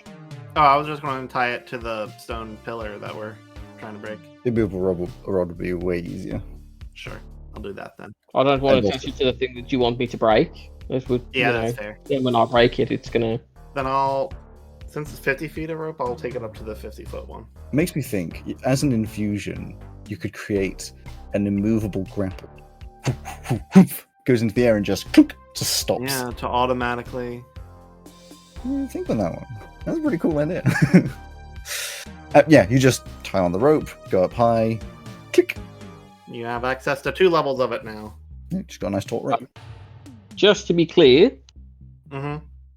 This is something you're ordering me to do as acting captain? Yep, I acknowledge it's a This- bad idea, but I this- gotta know. Land-based first mate? Yes. Right, okay. Just so it's on the record. Yes, and I'm sorry in advance for whatever comes of it. Well, I have discovered a little bit of a problem. Yeah? Well, if this is not indeed some sort of thing that's been in our minds and is actually real, I can climb, I can like hold the rope and I can twist it around my foot so that I can like climb up a bit, and I'll do it slowly. But I'm going to struggle then to accurately swing my pick because I've only got one hand at the moment. True. I guess you can borrow it if that's what you're ordering me to do. No. Okay, hold on. Just stay down there then. I'm gonna weaken these other two and then I'll borrow the pick. Yeah. To break them. The pick should make it easy. You weaken them both. You come and grab the pick, go up, and because it would be a bunch of rolls that are unnecessary to make, you just start picking away. It crumbles relatively easily. The acid, you think, has made this so much easier than if it wasn't. You've never gotten so many critical hits all together. Exactly. as you do Wow! Perfect. in this instance. And it takes maybe 5 minutes or so before you smash the first one. Like a It takes breakaway couple minutes, maze. and it just like the two sides just fall down. Do the second one, and they both just hit the ground on top of the first two. Do the third one, and even further. Exploding down at the bottom, rocks shattering everywhere. A couple of them bouncing off Ozzy's shield and armor. Ding, ding, ding, ding, ding, ding. Sorry. Okay. I don't think you are yet, but we probably will be. That's all right. No, I mean, sorry about like some of the debris hitting you. Oh, that's fine. Okay. Try to push these doors. Wait, can I have my pick back? Oh yeah, here you go. Thank you. You push the doors, and though you were extremely distracted, you're distracted from your distraction. For just half a second, you realize just how easy these gigantic doors are to put. The mechanics behind this must be insane. I thought they might be. Yeah. Have I recovered my immovable rod, by the way? Sorry. Oh yeah, you get back all that stuff. Yeah. You push open the doors, and as you walk into the next room, you realize, having not done an investigation of any kind, there was just like a small door just in the door. You didn't see. But you push open these gigantic doors, showing the next room. I'm going to become very annoying with my investigation checks. Do it. I'm already being extremely annoying. The doors open to a large corridor, as tall as the door, and tens of feet wide, and extends quite a way ahead. The walls still made of the same crystal, carved into intricate patterns and geometric marvels that almost make it hard to keep your balance. It's like walking down a Kaleidoscope. It's kind of like that. It's not moving, but it has that kind of a vibe to it. And at the other side of this corridor is another double door, much smaller, not made of the same materials as before, made of some kind of deep red stone, as is the archway that surrounds it, with more wonderful runic carvings along its sides, this time without any visible locks or bars or barriers. I'm imagining the gems and the walls look something like bismuth, like that. Weird patterns. That is so a lot. It's like that, but if that was spread out across the entire wall, so it's not quite as concentrated. So bismuth is a very concentrated and beautiful crystal. It's less vibrantly iridescent, but still, it's more like an oil sheen, but that kind of a thing. I haven't thought of it in my mind as square, although that probably would have been pretty cool. It's more like spiky and jaggedy. More of that kind of iridescent. Bismuth is pretty thick. Yeah. Yes, that, but like clear, Yes. because it's crystalline and glass. Yeah, there's just another door at the other end. I want to investigate every inch of this hallway, and then the door I want to investigate centimeter by centimeter. Sure. Give me 5,000 rolls. Okay. One. I will assist you on a 16. so it'll be 10,000 because you've got advantage. But you just do one roll as that. Oh, that one's a natural 20. Okay. Lovely. Let me restart. Okay. Start with the door of One. investigation. Okay. The door. Okay. 25. 25. That is much a stone door as a stone door could be. No locks. You give it a slight push. It seems it would open. You slam open this double door, very heavy stone, but you still slam it open. Once again, like, how are they making these so easy to move? These hinges are incredible. You open it up, opening the doors into a fairly large room, about a 50-foot wide hexagonal shape with a domed roof. So you are on, obviously, one face of the hexagon. It goes round on 2 pointed walls, and then at the other side is the last wall of a hexagon. The walls are no longer the crystals you saw before, though they are integrated into the design, but a deep red stone made into an archway on every wall with crystals built within, and pillars standing strong in front, holding the ceiling. The floor is a complex mosaic with beautiful patterns moving towards a central circle in which you see a wonderful depiction of what appear to be Aarakocra. I haven't seen many of them. The room has 3 things of note. Firstly, a door ahead of you, the other side of this hexagonal shape, almost mirroring where you're standing. Secondly, there are 4 altars, one at each of the remaining walls that don't have doors on them. They're made of the same crystal as before, allowing you to see inside them, revealing a wonder of cogs and gears and an intricate network of arcane engineering. And all 4 of them are topped with a lever. And thirdly and finally is a hole in the ceiling at the top of the dome. The dome itself is intricate like the walls, but this hole is not a part of that design. It appears broken with jagged edges, though it had fallen in, but there's no rubble on the ground. And as you look around, Pesto, taking a single step into the room, you hear that voice again, except this time it's clearer. You hear actual words as it says, "Find me."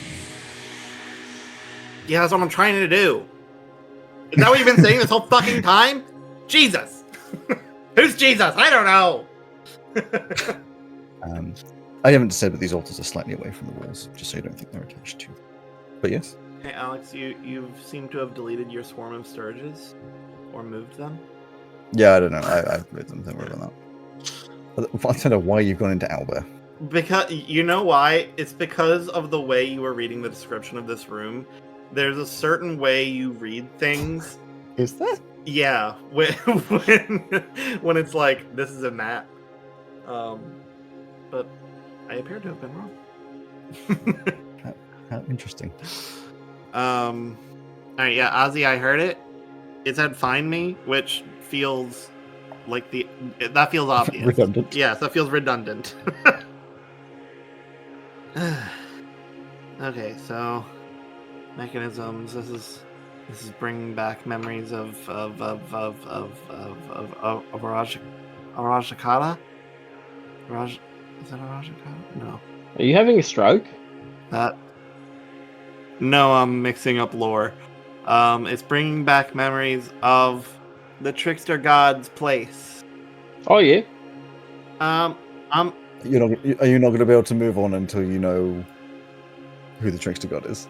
No, I can move on. I'm going to quickly. Thank you. I knew it was an A. He was a bit of an A. I'm gonna quickly fly up and check out that hole in the ceiling. Do you want to check out the pillars there, or not the pillars, the altars? I mean, I can. I was more just gonna see if I could do more reattaching of my bones and stuff. But if you'd like me to do that, I will. We can take our time. I think. So you're flying up into the hole, or are you going to look at these boxes first, or the door? Yeah. I'm gonna fly up the hole first. Okay, and Ozzy? I will look at the altars as requested. Wonderful. Give me an investigation on those altars. You could also do an arcana if you wish to, because it's the mechanical side of things. I'm not sure if you would. And also, are you trying to pull the lever, or are you just going to leave that for now? I will not be pulling any levers, and I will do arcana. Sure. Because Ozzy does know a bit about some magic. Yeah, fair enough. 26. 26. You're not really sure about arcane mechanics, but you can pretty easily work out that these levers are evidently meant to work the mechanics that are within these boxes. You get the feeling that they aren't looking too fresh. Maybe some very fine, because you've got such a high investigation, there's some very fine cracks through the crystal, as though they've been there for just a bit too long. You're not sure if it would work. but you do have a strong feeling that it's one of these situations where maybe you need to pull one of the levers, maybe you need to pull 4 of the levers, but it's probably to do with the door that's ahead of you. I shall relay that information, Yes. and then I will attempt to fix my arm. Sure. You start fiddling with your arm. Pesto, you go up into the hole. You just looking up in it, flying up into it? I'll poke my head in first before I Sure. go all the way. Give me a perception. My favorite. That is a massive 8. You're looking up, and you can tell that it's into the crystalline faces of the walls that you saw previously. Evidently, this is like outside the bounds of whatever this wall is meant to be. You're looking up, and you're like, it's a bit odd. It's just dark. You've got dark vision, but obviously you can't see particularly far, so there's not a lot. But with your low perception, what you don't see is whatever it was that impacted you full force directly in the body and slammed you into the ground. Please roll initiative. So there is a map. Oh yeah, there's definitely a map. Vindication! Oh god, how much damage am I taking? 19 damage. God damn. Kind of damage? Bludgeoning. Okay, so you take 9, I take 10. Okie dokie. I don't know how you want to skin that. But it's through the warding bond. Ah, So the necklace. so yeah, so you get impact into the ground, which cracks the ground, but it doesn't hurt as much as you thought that might. Maybe you just got really buff recently. But Aussie, Ow. that hurts a little bit. You see what has landed. It has the body of a lion, but much larger, with golden fur and a long tail whipping from side to side. On its back are 2 giant wings, complemented by feathers around the base of the tail, and around its neck and on its head are intricate garments, gold and blue in colour, like that of regality from a culture that you don't recognise.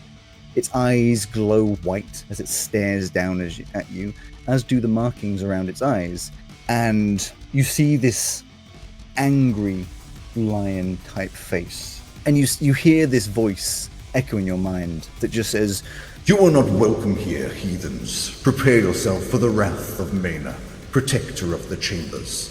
Then why are they fucking calling me? Tell them to stop calling me and we'll leave! okie dokie. Can I get initiative from Pesto, please? 18. From Aussie? 17. Perfect. Pesto. I will count that as having been the sort of what would be a surprise round, because obviously you took the damage. I'll say, Ozzy, I'm gonna disappear, but I'll still be around, and I'll slam something in the center of my chest and disappear out of sight. Casting greater invisibility with my chameleon armor. Wonderful. And as my bonus action, I will release the toys. I'm going to be so upset. Hmm? I said you're going to be so upset. Alex, what did you do? Not so much what I did, more what it has. Oh, I see. You know, I thought about it, figured it wasn't worth wasting a turn trying to figure out what it's got. But yes, you'd have the Or something. you'd have the knowledge that the door ahead is probably because of these levers around you. Because Ozzy did get that to you before you were slammed into the floor. Okay, yeah, you release the toys. Does that end up your turn? No, because they still get to attack. They still get to attack. Gotcha. And so they will. We'll start with Olive. Olive is going to spit. Since they're right there, they're going to shotgun spit just in its face. Just because they don't get disadvantage, because it can be ranged or melee, but it's Wonderful. flavored still as spit. Roars in response. That is a natural 20 for Olive. Yeah, probably will hit, I think. That means 8 damage plus 4, 12 plus 6, 18. 18. 18 Yeah, this acid just splashes in its face as it roars back. We'll go Basil and Pine Nut. Yeah, they just start surrounding it. Yeah. Olive there. Lem, go over there. Parm over there. Melee boys. Basil gets a 29 to hit. And Pine Nut gets a 18 to hit. Yeah, they both hit. Basil does 5 damage. Pine Nut does 7 damage. 12. The pea shooters. Lem 18 to hit. Parm 23 to hit. Lem does 6 damage. Parm does 5 damage for 11 more. And that's the turn. Okay. It's a lot of damage immediately cracking through this this tough skin. There's some blood, like silvery blood, coming out. Okay. Ozzy. Pesto is still invisible, yes? Yes. Yes. Okay. Since I am likely to be taking, or taking lots of damage, I will, and therefore making lots of concentration saves. I will not cast a concentration spell. I am going to cast for the first time Fire Shield. Okay.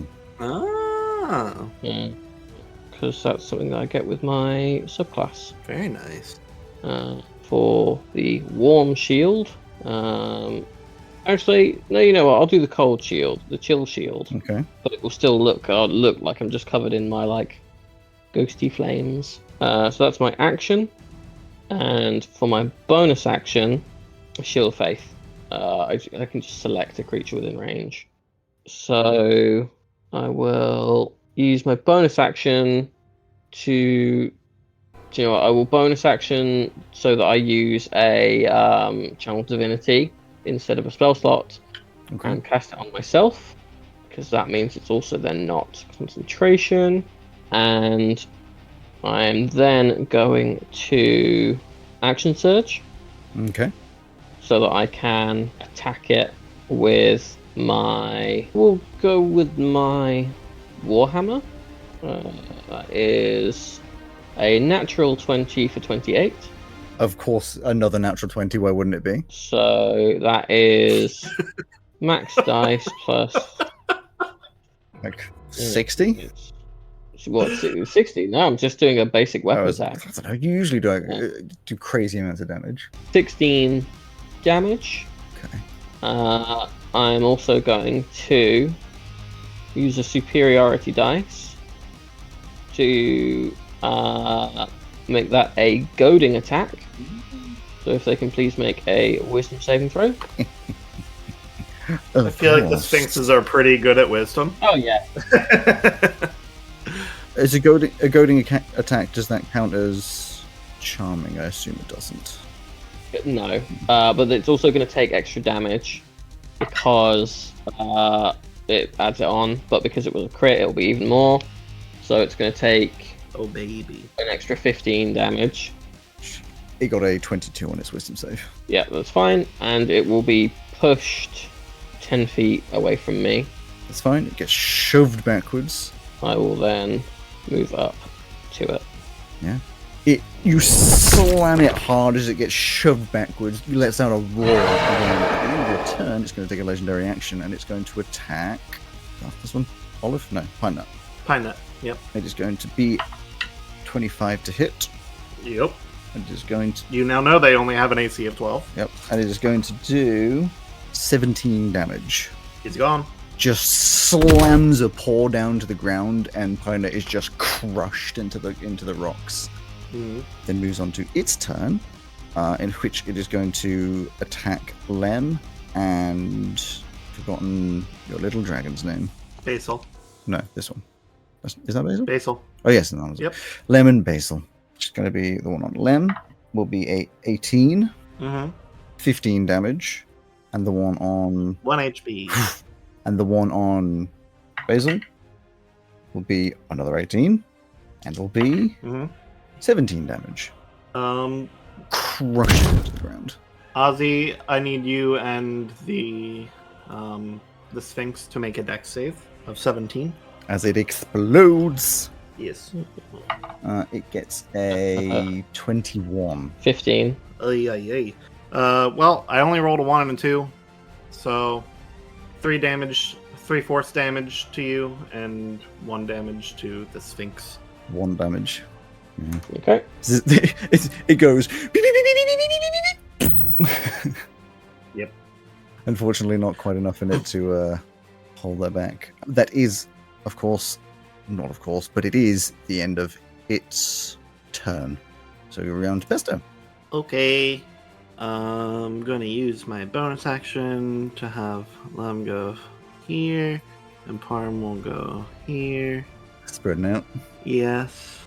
And then before I do their attacks, Pesto will do their action and do a fireball. Yeah, right here in this corner. Bear with me. So Olive will go there. Then Lem's the only one that'll have to make a save. Yes. Because a very tiny bit of Aussie is in that. Yeah, it has to be more than 50% or 50% minimum. So, Yeah. yes, I'm only pausing because I was just looking at the various parts, and I think there is no reason why that wouldn't do the normal damage, of course, other than doing a save. Oh, I rolled 2, but that's annoying. The one that I intended to roll was not the one that rolled a natural 20, but it was a 17. That is the DC. Need to beat, so it's half damage. Yup. I mean, still a massive blast of fire comes out, scorches across the wings. So 12. 12 damage, still not insignificant. And then Lem saves, and my toys have evasion, so they take no damage. Excellent. Protected from the blast. The toys will take their turn. Mm-hmm. Lem and Parm, 18 to hit. Parm get the 20. It usually would, but it's going to use, as a reaction, it's going to use shield, so that does not hit. This magical sheen comes across its body, very similar to the iridescent crystals that you've seen in this cave cover over itself, and that does not hit. Okay, Olive, do you get a nat 20? No. Okay, Olive. No, I mean, a nat 20 is Pesto. not the only thing you need to hit. It was very low. It's not going to matter. Okay. Pesto will fly over here. Okay. Flying out of the way. Ozzy. Just remembered I can add +10 to attacks. I probably should have done that, right? You'll need it for the shield turn. Yes, but I can add it to yours. So I need to remember that It's the toys. They like each individual attack isn't the good part about the toys. It's all of them together. So Okay. better use them. A Sphinx. Would Ozzy know if a Sphinx is a celestial, elemental, fey, fiend, or undead? Give me a... Ooh, because I was going to say like a religion... Well, I guess you can have a choice within those. So celestial, fiend, what, an undead? It's basically all the monster types except for monstrosity, aberration, and ooze.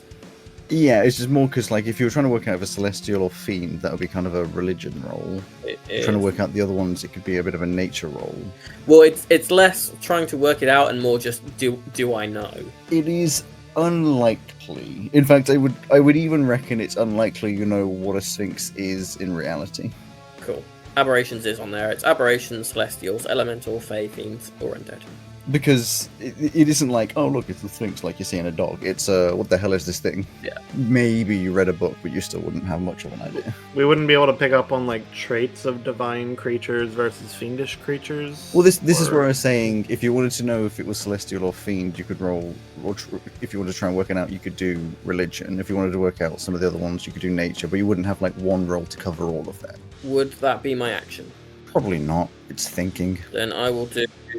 Like you're not actively interacting, so. Does it look relatively like what the image is? Yeah, close enough. But a lady instead of... So you keep saying this. This is from D&D Beyond, the official art that goes alongside a Gyno Sphinx. Really? Is this the... So this is supposed to just be like hair instead of a mane? Whatever the will is, it's not like I chose this because specifically it's just the one that pops up all the time. There weren't really any other images, but it is the one that is used, so it's not. That's strange to me. Oh well. Sure, I'll do religion. Why not? 18. 18, you would be fairly solid that this is not celestial or fiendish. Okie dokie. Unfortunately, I also don't know, so that's of no help anyway.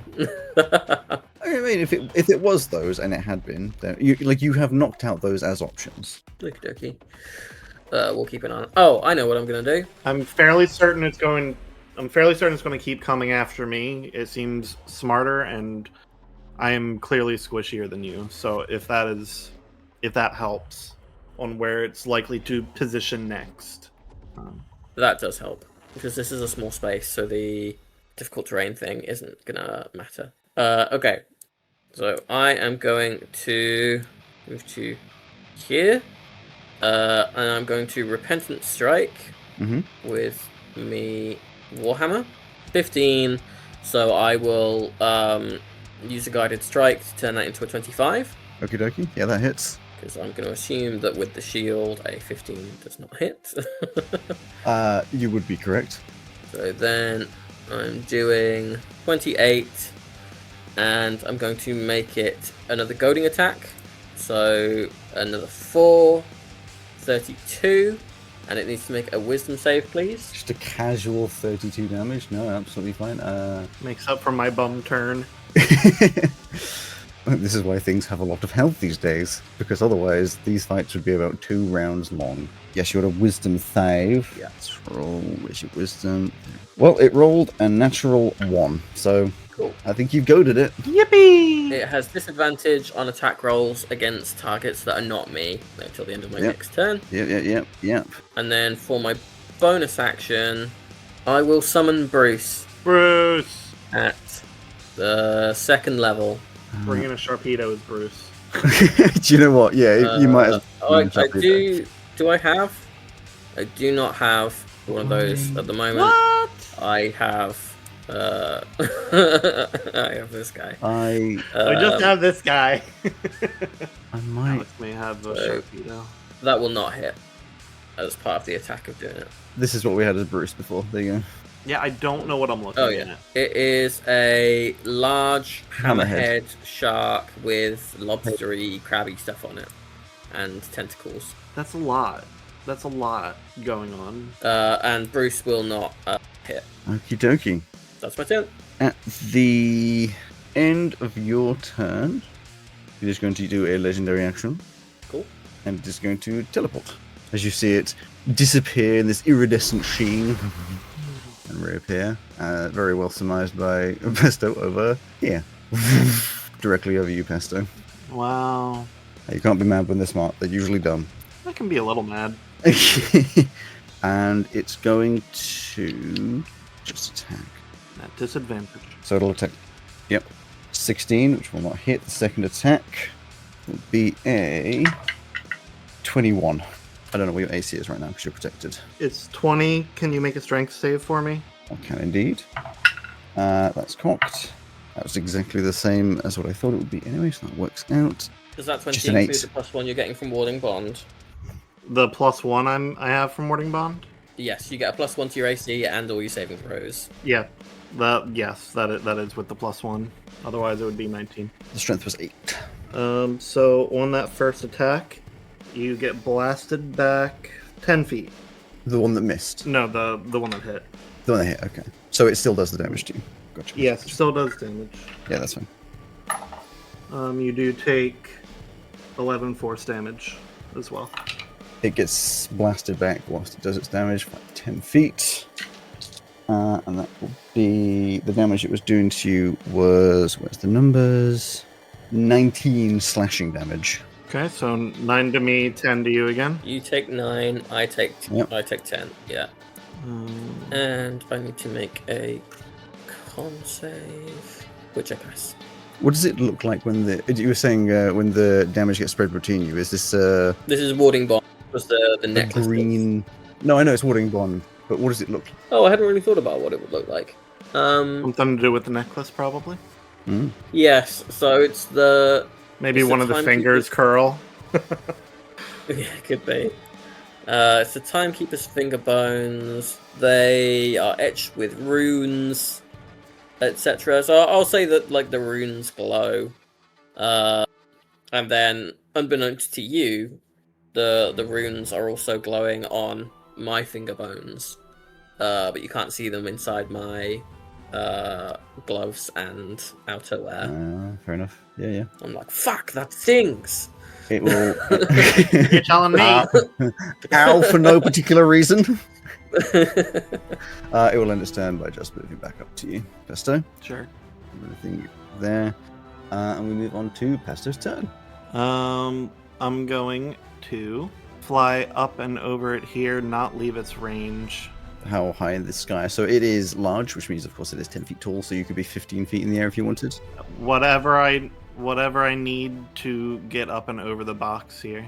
Oh, so the box is only like 4 or 5 feet tall. It's not like a massive box. Yeah, so not much. So, but are you hovering in the air at that height? I'm flying because my leg is broken, but I'm not really that far off the ground. Like maybe Okay, 5 just feet. in case. Okay, I was just because I can set the elevation. So just if you're going to be 5, then I'll. Yeah, not necessary. Just making myself to Ozzy for protection, since moving away does not matter. And I will shocking grasp it. Yeah. 22 to hit. Now here's an interesting one. Actually, sorry. So I'm just curious if Shield says I can do it after I know, but it doesn't say. So I assume I can do it after knowing. So it won't do it because that wouldn't. If help. if you could only do it without knowing, it'd be a total shot in the dark every time. Yeah, exactly. So no, that's fine. It will not use its thing there. The 22 does hit. Okay. It's 18 electric damage. 18 damage. Funny. More silvery blood streaming down its body. Actually, that would be more like burning away some of the fur and leaving silvery scars instead. So the toys will make their attacks. Parm and Lem, 26 and 25. Yeah, they both hit. 13 damage between the both of them. Olive is 26. Those were all high rolls this time. They're very high rolls. Yeah, it was a 15, a 16, and an 18. This is one of those interesting things I find about whenever you look at like balances of like CR versus people of like characters of a level. I do think the armor class and health do not reflect what is expected of characters at your level, because you've got like +8s, +9s, +10s kind of thing, which is fine. That's where it is. But the armor classes never balance out to what would actually be difficult to hit. D&D CR has always been a bad. Yeah. They've always measured it badly. It's never been a good measure, unfortunately. But it's one of the few. It's one of the few that we have, so we have to use it. 11 acid damage. Well, exactly. But like, so this has a CR of 11. But there are other ones that have CRs of 11 that are like crazy too powerful. It'd be like the two of you wouldn't be touching it. But then there's some where it's like, I don't know why it has an AC. You know, and I'm not mad that you do high rolls. It's great when you do high rolls. It feels amazing. I'm just like, what is the balancing? I mean, it's kind of the same in PTA 3, right? Where like the defenses, at least to begin with, it's kind of inverse. Yeah. Where you're gonna hit everything in the beginning and less as you go on, because things will have higher defenses and special defenses. Yeah. Right. That was 11 acid. Yes, I have put that in. Thank you very much. Is that the end of your turn? I believe so. Yeah. It is going to, at the end of your turn, use another legendary action, or should I say, use 3 legendary actions to cast a spell. Let me just check. That it is going to cast Banishment. Mm-hmm. It's going to cast Banishment on Ozzy. Could you please make a charisma saving throw? Add 4 to it. Excellent. Flash of genius. It won't matter. I'm doing it just in case. Okay. Well, it's 2, so 6. Oh, no. You're indeed banished. So, Ozzy, you're just surrounded by this crystalline cocoon, and then it shatters, and Ozzy just isn't there anymore. Whilst you're there, you have the incapacitated condition, yes. I have the incapacitated condition that ends concentration. So, Bruce disappears. They both disappear. You're transported to where I was talking about kaleidoscopes earlier. An area that's like that, just constantly moving crystals and shapes. Sure. Is it fair to say that me and Pesto have been separated by more than 60 feet? I mean, yeah, because you're on a different plane. Warding bond has ended, Ryan. Cool.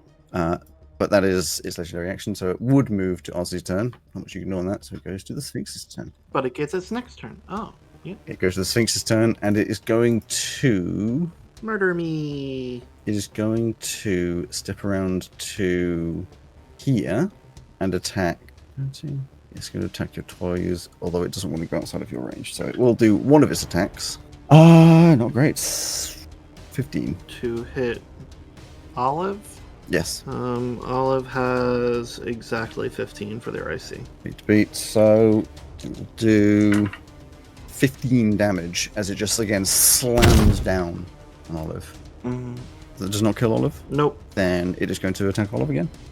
This time less. So that will be 14. That misses. It does not hit the second time. Olive darts out of the way, having been hit once. That takes up their turn. It moves back around to you, Pesto. I'm going to fly over here. Is that leaving their range? Their range is 5 feet. So yes. Okay. They will not use their reaction. Okay. Then I will. Well, you're going to force me to lose an infusion. So I guess I'll just have to be pissy about that later. Continue flying. Do you continue flying away? Yep. I will cast level 3 magic missile. Doing anything in response? Yeah. Yep. Okay. That's why it's kept its reaction. It's going to use shield. Yep. Which brings up the crystalline, and unfortunately the magic missiles bounce off of Yeah, it. I know. Olive will move away. They're a tiny creature. Can they fit in the crevice here? Yeah, they can. They hide behind this altar. That's fine. Cool. Before they go back there, they're going to spit at them. Fuck you. 25. That'll hit. 9 acid damage. Okie dokie. Which means we'll have to do a con save. And it does pass it. Figured it would. The other toys. One gets 22, which I imagine is not going to hit, and the other one's lower. 22 does hit. Even with shield? Even with shield, don't be so pessimistic. It does hit.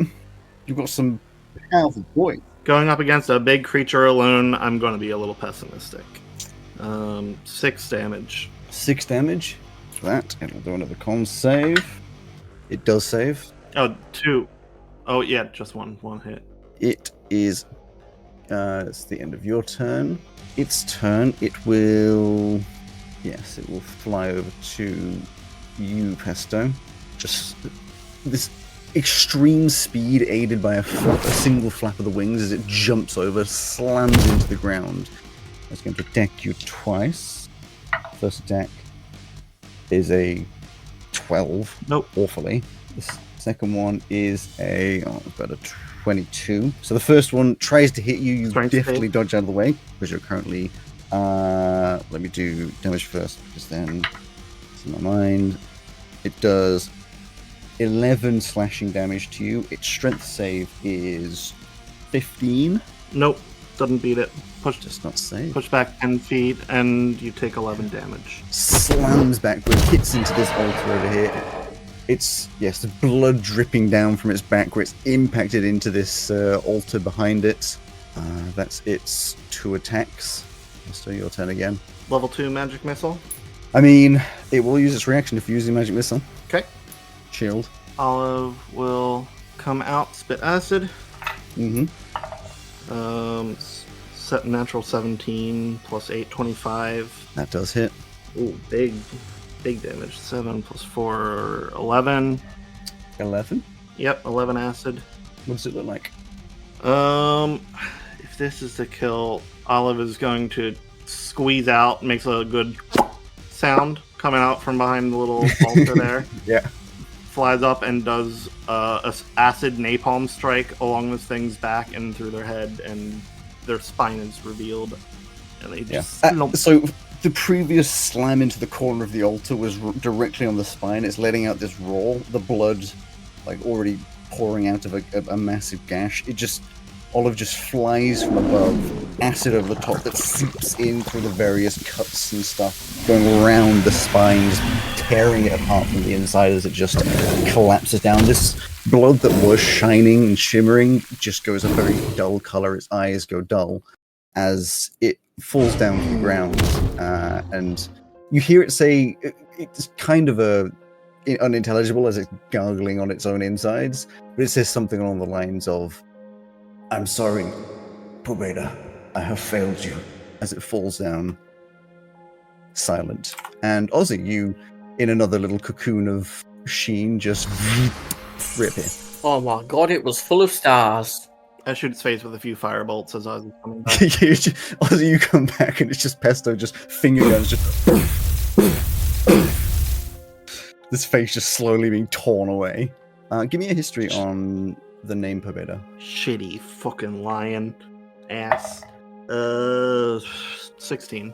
Feel like you recognize that name, but you're not sure where from. Pobeda. Pobeda. Pobeda. Pobeda. Pobeda. Pobeda. I have so many fucking notes. It's taking so long to scroll down. Pobeda. Yes, Ozzy, you come back to this, like, Pesto just standing over this beast. Oh, good job. You did good. Thanks. I hate this thing. Nobody ever wants to just fucking talk. So where'd you go? Oh, it's just like this place full of stars. Seems pretty referential, but I'm not sure to what. Did you die? Oh no, not again, I don't think. That's good. Bit of an odyssey. God damn it. That's funny for two reasons. Ugh. Well, nothing's dead, so now there's just these levers and a door. And hey, do you know who Pobeda is? No, I don't think so.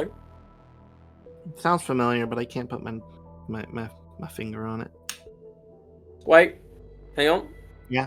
He's that guy wears a big black suit of armor. It's got like a red sun sword. Goes around, lots of like marching music around him. Breathes a bit funny. I think he's got asthma. He's got to have like a respirator on all the time. Oh, I don't think that's... No. That's not Pobeda. No, that doesn't sound right. Oh, okay. I swear to God, if we find out Pobeda's the one who's in my head right now, I'm going to be really pissed that they had this guy here. Oh, it seems pretty likely to me. Yeah. Can I just flip one of the levers? You pull one of the levers, and you're smart enough to realize that it's not in very good condition. And if you just forced this in its current state, it would probably break the internal mechanisms. They look very fragile from being very glass-like. There would have been a bunch of checks if you were doing this whilst you're fighting, because it was going to be a slightly different order than if you'd looked in the hole. That's fine. So in place of having to do all those checks, because effectively at this point you have infinite time, you're welcome to spend the time analyzing these, using your tools. It's nothing beyond what you'd know. It's not like arcane mechanisms. It's very pretty, but purely mechanical insides of cogs and various bits and pieces to do with that. It just needs a little bit of delicate fixing, and perhaps a couple, in your bag you'll have a couple of just errant cogs or cams and things that you can put in place of other ones to try and help it. It would take a good half an hour maybe, but you could definitely go around all four of these and fix them. But sure, I will not assume you have pulled the levers until you tell me you have. I will repair them then. Yeah, so you do your best to fix what you think would need fixing on all of them, spending a little time doing so. Like I say, it's well within your skill set. Well, once it's done, I will pull them. One at a time, or just going to go for all of them? Oh, it has to be one at a time. There's only two of them. Well, you know what I mean. As in, are you pulling one and waiting, or are you just going around and pulling them all? Oh, yeah, I'll pull one and see if anything weird happens. No, so you pull one, and there's a very loud clunk. You can almost feel the ground vibrate with some mechanisms, like grander mechanisms below your feet, but nothing immediately happens. And then I continue on to the next, until something weird does happen. Same effect for all four until the last one. You do it, and at that point, you see the doors ahead almost like shudder. They like vibrate as though they were just affected by a mechanism. Oh, like as if a latch has been lifted. Yeah, as if something within it moved and it went kablunk. I will spend some time mending Olive back up. Yeah, of course. Nothing happens within. You've still got this itch in your mind, obviously, of wanting to get through those doors, but with the knowledge that they're open, it's definitely subsided by wanting to be prepared. The hell? In fact, as well, when the doors open, as you start to fix up Olive, you hear that whisper getting clearer every single time, as this time it says, "I will protect you." Well, you didn't. What didn't I do? Sorry, the voice in my head is now saying that it'll protect me. Yeah, like, of course it didn't then. It wasn't telling you that. You know, like now. You know, because the alternative is that we might kill it. Mm. Now it's trying to curry favor. Oh, yeah. See what we can do. Well, curry favor is the name of my next character. Then I guess carry on. Yeah. You open up the doors ahead of you. The chamber that you walk into has the same styling as that of the previous chamber, with deep reddish stone intricately carved into patterns on the walls, except this time there is no wall in front of you. Instead, it opens back up to the crystal caves from before, rising high above and many feet below. As you look over the edge, you can see that the bottom is a liquid, iridescent like the crystal walls, gently sitting, with the edges of the crystal it sits within poking out in sporadic patterns. Across the cavern, 100 feet away, is a room very much the same as the one you stand in, except of course mirrored. In between the two is a rope bridge. The bridge was perhaps once a beautiful work of art with patterns and markings all down its length, but as with the mechanics in the room before, time has not been kind, as the wood slats are rotten and the rope itself is worse for wear, with green growing in places, some of the supporting ropes snapped, giving an air of a general lack of safety. Well, I can fly across this, Ozzy, but I don't think there's a way to be careful enough for you to get across this with very heavy armor. No, probably not. How far across is the thing? The chasm? About 100 feet. You've got an immovable rod as well, haven't you? Or is it the captain who's got one? It's the captain who's got one. I'm able to make an object immovable, but it takes time. Oh, well, that's less helpful. Yeah. Well, hey, what's the math on swinging on a 50-foot rope across a chasm that's 100 feet long?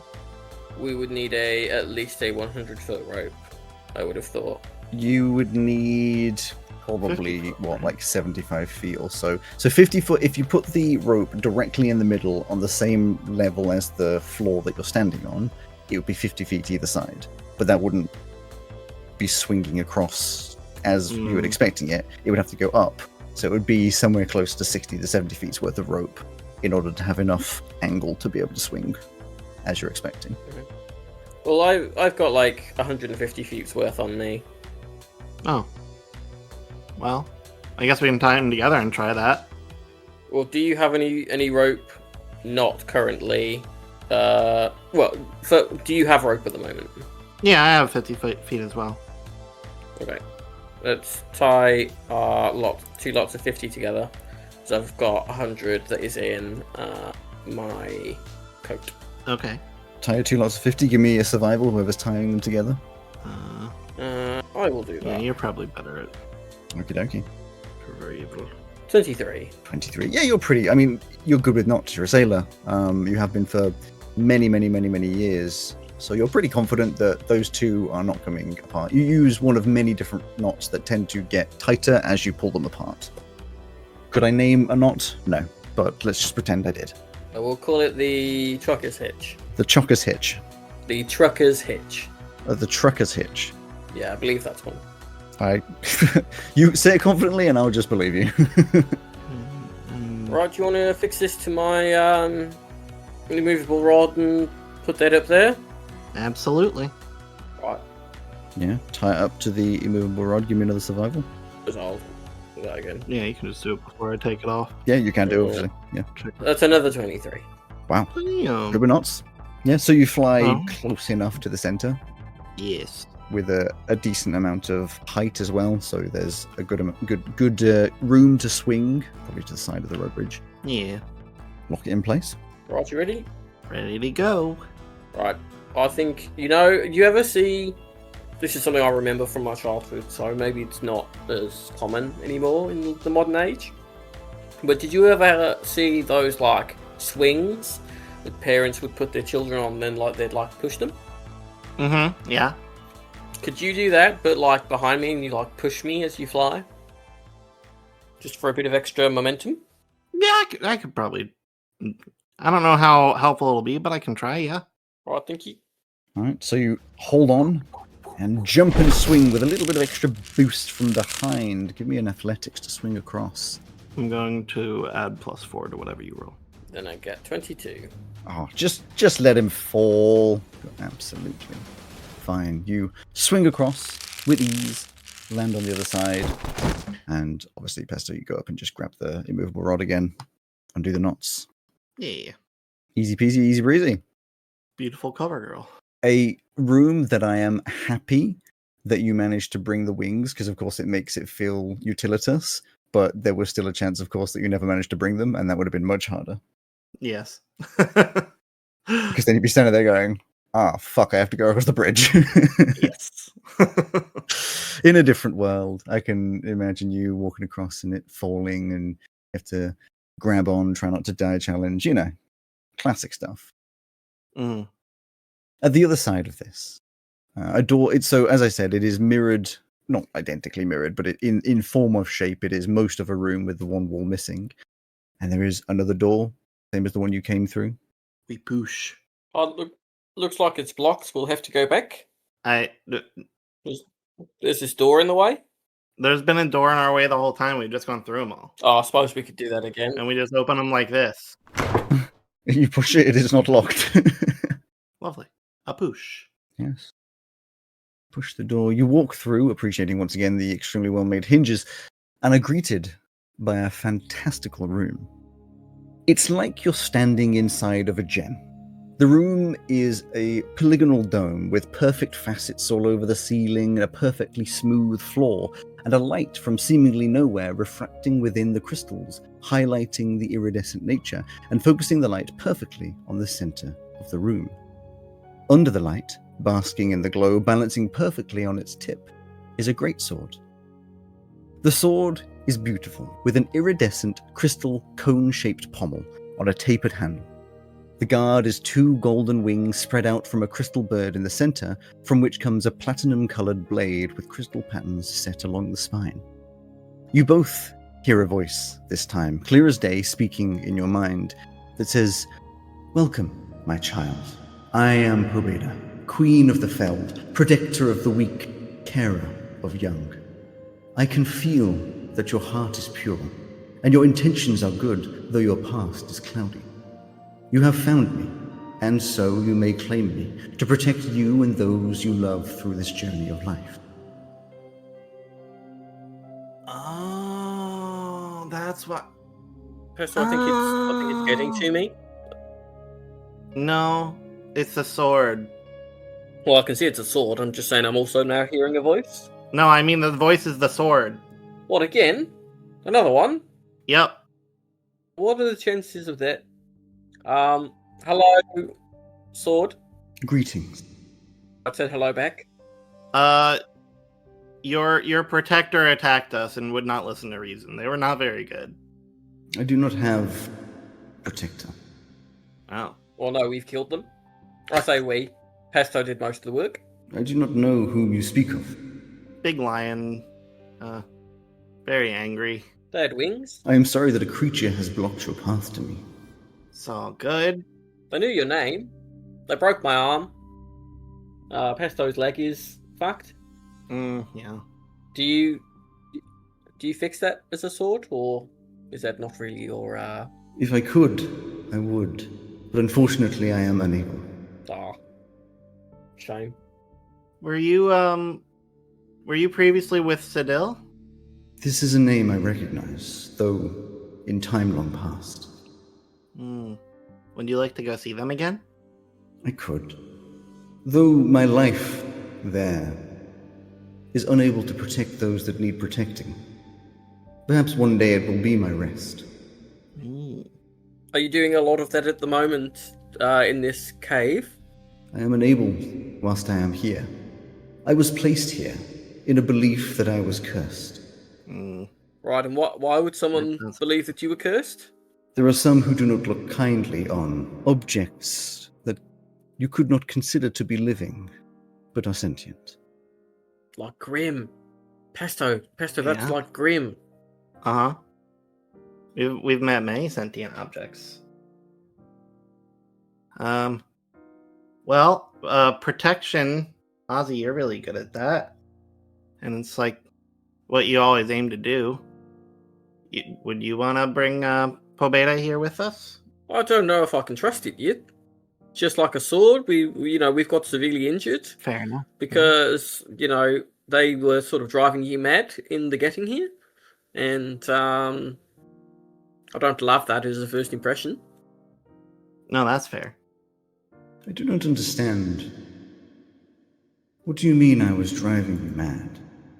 I had like a physical urge that I had to come to you. I apologize. This has been misconstrued. I have been letting out for a while a signal for those who are able to hear me to come retrieve me from this cage. Oh. I guess growing up with Sidil made me more vulnerable to that kind of signal. Though I am sorry that it has affected you such, I am glad that you were able to hear me. Well, now that I know that this is the case, I am as well. Would you identify the sword for us, Pesto? Sure, you mind if I take a look at you? Of course. Strong trust is needed between a weapon and its master. Identify. Yeah, you spend the 10 minutes and discover Pobeda, called Pobeda Life Taker. Life Taker! This weapon deals an extra 1d8 necrotic damage. Whilst holding Pobeda Life Taker, you gain the following benefits. When you reduce a creature's hit points to 0, you can roll a d100 and apply the following effects. There's 10 effects in total. So it goes like 1 to 10, 11 to 20, 21 to 30, blah, blah, blah, blah, all the way up to 100. So, firstly, you gain hit points equal to the damage you inflicted on your last attack. The second one, you can cast Animate Dead on the creature you just killed. The third one, the weapon's attack increases by 1d8 until the next long rest.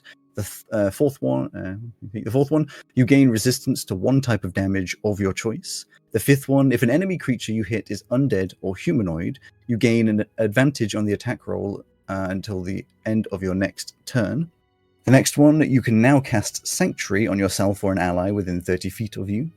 The next one actually is from 61 to 90, so there is a gap. It is not 10 of them.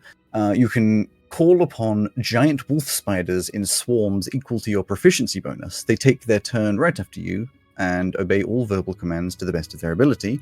And the last one, you are now resistant to all types of damage for 1 minute. However, half the damage you deal also gets inflicted to either you or an ally within 5 feet of you. Holy moly. And then the last little bit says, if a hostile creature is an undead, humanoid, or a dragon, your attacks deal an extra 1d8 slashing. Do you get the sentient object's alignment as part of Identify, Ryan? I don't believe so. It's also, if it is actually a curse, I wouldn't get that either. Yeah. Yes. It sits there, balancing perfectly on its tip. Just the tip? Just the tip! Yep, just the tip. Well, I'd like to bring you with us either way. And we'll go, unless Ozzy would like to take Pobeda now. I've used a greatsword before. I think I can probably manage using it. I just want to make sure that, like, if it's evil and stuff, and turns me more evil, then, just sort of, like, get rid of it for me. Sure. Well, you are the one that's able to get rid of curses if they are cursed, right? Yep. You'll have to trick me into doing that on myself. Well, I will pick them up first just in case, and if I act the same, then I assume we're safe. I can't do it today. I didn't think about it hard enough after I woke up. That's all right. Do it tomorrow. I can do something similar, but not today. Okay. Well, I'll go test the waters. All right. I suppose I can always knock you out. Exactly. You grab onto the handle, Mm. and it will not budge. Oh. It feels like it is absolutely concreted in place. Never mind, I can't do it. Too heavy. I apologize. It appears that I have been misunderstood. I was not talking to you, small one. I see. You choose. Well, I think they will only budge for you as your interests appear to be aligned. Right, well, if you're auditioning to become my new weapon, I feel like we've got to have a bit of an interview here. So, how many people have you killed? In life or in senses?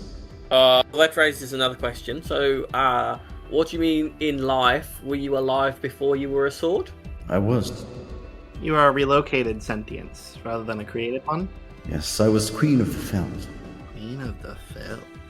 How are you spelling Feld? F-E-L-D. Oh, right. I thought you meant as in like the Vanquished. I don't know what an FELD is. It was the tribe I was the protector of. Long since gone. Right, so yeah, just like in general then, as two specific numbers then. How many people have you killed? There have been many that have fallen to my hand, though none have been undeserving and none have been innocent. Oh, I'm not sure this is going to work out though, because I've killed a lot of innocent people, unfortunately. I am sure. Like, I feel bad about it, you know. I don't want you to think that I'm like Happy about it? thinking about it all the time. It would land like a happy way. I feel this within your heart. It weighs on you. He doesn't have a heart. He's a skeleton. Yeah, it rotted away quite a while ago. You wish to try and rectify the crimes of your past. Oh, they're seeing right through you. But I've got all my things on. Yeah? I'll never get used to this intelligent weapon stuff. I think you two will get along well. Right, you're not going to like try and possess me and stuff, because I won't like that. I have no intention nor ability. Can you lie? I am able to lie. I am not now. Oh, I kind of wish you'd said no. Insight check. Sure. Yeah, I just sort of wish you'd said no. That would have made my life easier. Then I would have been lying. Aha! 21. Thank you, this dice. They, as much as you can tell on a sword, they appear to be telling the truth. If anyone on the crew could tell, it would be me. Its facial expression, it makes you trust it. I think you have just like vague recollections of maybe being told about this particular sentience that was always put in a positive light, and you think this is most likely that this is truth. I'm remembering a bit Ozzy from Sedil. She said this. I believe this is one of the more positive sentient weapons out there. I think we can trust them. And that's your mum, is it? Yes. Alright then, I suppose you can come with me. But I am going to consult the captain when they get back. And if they don't like you, then I've got to get rid of you. Is that alright? Of course. Cool. It would be a shame. I feel we may be able to protect many. Oh yeah, maybe. But like, you know, it's not up to me, it's up to the captain. Who we're not allowed to kill, so don't get that in your head. I am unable to kill without your arm. Oh well, on that, you're a two-handed greatsword, and one of my arms was ripped off getting here, so it's going to be a little light on that anyway. Maybe you can just curl the fingers around part of the hilt with the broken arm, like forcefully make your arm curl around it. Yeah, maybe. Then you'll be two-handing it still. D&D never specified that the two hands have to be attached. Exactly. It's going to feel a bit weird not using a shield again, so maybe I'll like swap between. You won't be like offended if I use a different weapon, will you? Because we had a screaming sword before, and he was very strange. I fear you are misunderstanding my intentions. Probably. I get told that a lot. I wish to protect, and with your hand, I believe I could do so. If you wish to use me for such things, right, I will be honored. If you do not, it would be a shame, but that is within your control. Right, okay. You pick it up? Pesto, you happy for me to pick it up if I can? Absolutely. Go It'd be ahead. quite anticlimactic now if it was just like a jokey sword and wouldn't let me pick it up, wouldn't it? Yeah, that would be pretty funny. Right, here we go. Go see. You pick it up. Effort noises. You pick it up with absolute ease. And, I mean, Ozzy has used many weapons over many different years. So you'd be more than aware of how well balanced and how well made this blade is. It is extremely high quality and extremely well balanced blade. Does Identify tell you whether you need to be attuned to it? Whatever, I'll say it does. You would need to attune to it to gain the extra benefits. There you go. I had Yes. assumed as Would much. be And it's not any kind of +1. it. So it is or not a anything plus like one, that. but of course you get 2 different plus 1d8s when you're fighting humanoids. So it becomes Yes. quite a lot of extra damage. Yes. Shame we're going to a place full of like monsters, but that's alright. Some of them are humanoid. Depends on the body. Yeah, right? it falls Dunno. into an odd space, but we'll worry about that. Like a zombie tiefling is still an undead rather than a I'm an undead rather than a humanoid. Yeah, I think the issue, as we've run into before, is that humanoid is a very... It's It feels like a misnomer. Because humanoid in this world is anything that has like 2 arms, 2 legs, and looks like a human. But in D&D, it's not. Well, it's the creep. Oh yes, yeah. Sorry, I thought you meant this world being D&D. No, yes, in the real world. Right. I assume you guys would like to head back the way you came. There's no other way through here that you found, unless you would like to investigate around. I would absolutely. You know what? I will investigate around a little bit. Go for it. 21. 21. Well, I can say you do not find any secret doors, any other entrances other than the one you've come through. The crystal that you stand on, you're not quite sure how they achieved such perfect facets from the inside. It appears you're inside what was at one point a cavern that looked like the ones you started in, but they've just absolutely perfectly shaped it, which would just be an incredible feat within itself. But as you're investigating as well, you realize that it is basically just glass, probably very similar to when you came across that plane of glass on the surface when you were traveling over to Grep. Oh. But you're assuming it's some sort of interaction with the sand or minerals or something that's given it this iridescent sheen. You reckon you could probably take some from somewhere else and cut it into a nice looking gem? It'd probably be worth a relatively large amount. It wouldn't be usable as a magical component or anything, but it would look nice if you wanted to. But other than that, it's just kind of pretty. But no, there is no other way out of here other than the way you came in. Okay. I think we'll head back then. Sure. You head back. You get back to this 100-foot cavern. The same setup again. Sure.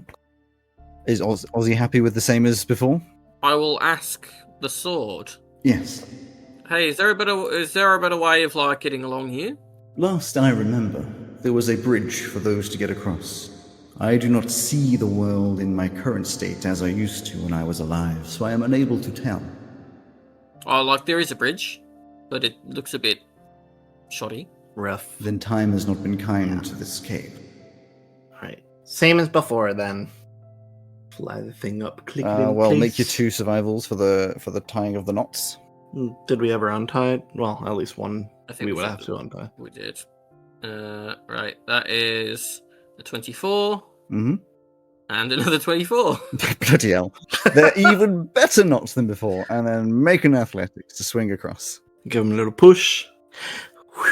Athletics. Day 20. Yeah, you're fine. You get across nice and easy. I can tell you that if you had to walk across the bridge, it would have snapped as you got to the middle. You would have had a save to trying to cling onto it. And if you fell, you would have taken some damage from the crystals with a dex save. And the liquid is just water. It would not have affected you. Which means you could have climbed down and climbed up the other side if you really wanted to. Well, we're Tarzaning it instead. This was not a comment on you doing the wrong thing. You have very successfully got across. I know. Just giving the information you had. And you get across, go back through the doors into the chamber. There's a dead creature on the ground still there. It's now like this, what is now like a dull sort of mercury type blood has just slowly been spilling out onto the floor, filling in the lines between the mosaic floor. One more fireball, for old time's sake. Or not fireball. It's just fireball. You knew Oh shit, sorry. I can't do another fireball. I only got one of those in me at a time. You're just so angry. Yes. You get back to the original cave that you're in, look up, and many, many tens of feet above you is the hole that you fell through. Many tens of feet? Yeah, so like somewhere between 90 and 100. Cool. I'll fly the the tide rope up again with the movable Yeah, rod. never untied it. Let's just say you didn't. Ozzy, Yes. roll me in athletics to climb up, if that is the route you're taking. Hey, Pesto Sword, can you get me up there? I'm just going to keep asking if you can do stuff to find out. I am unable, I am afraid. You don't need to be afraid. You know what? I'll write down what I found out. I'll find out what or write down what I found on the identify for you, so you know what Pobeda can do. Great. That's 18. Yeah, 18's fine. Because you'll be up against the wall, like, of the crystals. You can use that mostly to clamber up, and then when you get to the sandy edge, there's a bit of sand coming down, but you are able to get over the top into the night, stars shining above. So when you get to the top, you see Grim just standing at the edge, like, staring down the hole. As you're getting up, you hear him muttering, just like, I have no idea how I'm going to get down here. I mean, I guess I could jump, but... Oh, hey, Pesto. Hey. Since when can you fly? Oh, Since literally right before we left. Well, I mean, And time's Oh, just about out. Actually. you know what? You just remind me as they just fly into the air. I can also fly. I keep forgetting that one. Oh yeah. I also keep forgetting you can do that. Yeah, I was wondering how I was going to get in that hole, and this it probably would have been quite useful. Well, we have another friend with us now. that's just Ozzy. Have you lost your mind? well, we don't know if they're like properly a friend yet. There might just be a bit of a douche, and we don't know. They might be tricking us. I trust Sidil's stories. It's this sword. So this is Pobedo. A very pretty sword. No, they're sentient like you are. Pereda says, "It is nice to meet you." Is it meant to be doing something? Oh, right. I guess you don't. I don't know. They communicate telepathically, so I suppose you can't. Perbeda's, I understand. I am afraid I speak to minds, and though I'm sure your friend is smart, they appear to not have them. Yeah. I feel like I'm being left out of something. That's sad. No, it's kind of sad that two very intelligent sentient items can't speak to one another. Maybe Sidil could help with that. Well, maybe if I was in something that wasn't just a hollow armor. Oh yeah, because you take control of the brain as well, right? So. Yeah. But this one looks cool, so you know. Mm-hmm. I'm happy with whatever. Well, please tell your friend it is wonderful to meet them. They say it's wonderful to meet you. And I'm sure them as well. Crystal sword thing. Pobedo. Poby. All right, let's get back. My leg is broken, and Ozzy's arm will not reconnect. We gotta figure that out. Alright, well, you get yourself some rest at the very least. Mm-hmm. You wander on over back. You see, Boca is also was like standing and sort of at the top of the, as you get over it, at the top of the dune, obviously watching Grim go, but obviously keeping an eye on the camp as well. And as you walk over, it's like, I'm glad to see that you have made it back. Yeah, we're a little worse for wear, but Uh, figured it out. We have another powerful friend in our arsenal, this sword. always good to have as much as we can. Yeah. Your injuries are not good for our future endeavor, but we have medical equipment. It will not be an instant fix, but over the coming days we can probably fix you up. Oh, that's good to hear. Thank you. If we wish to go quickly, I am afraid it will be painful. That's fine. We've been beaten up worse before, I'm sure. Okay, well, would you like to start now, or have you rest? Oh, yeah. What do you think, Ozzy? Can we do it on the go? Can you, like, give Pesto the machine and then they treat us on the way? We certainly can, but this would be in the morning whilst we are moving. Yeah, that's fine. Yeah, let's get some rest first. Well, have a good rest. I'm shy, so I don't want any people I haven't only just met to see underneath my like coverings and stuff. I am sorry to hear that you are shy, but when you are confident, My spare hand or detached hand is just like in a bag. when you are confident, then know that there is no judgment. I didn't say anything about judgment. It's what makes me comfortable. I understand, which is why I said once you are comfortable, know that there is no judgment. Right. Good night.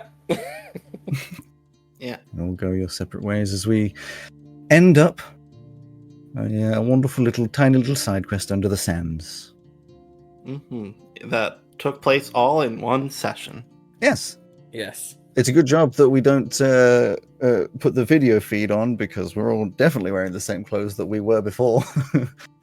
Yeah, and we definitely have our video on as well. And it's definitely not going to feel really janky when we go back to the outro that we did before.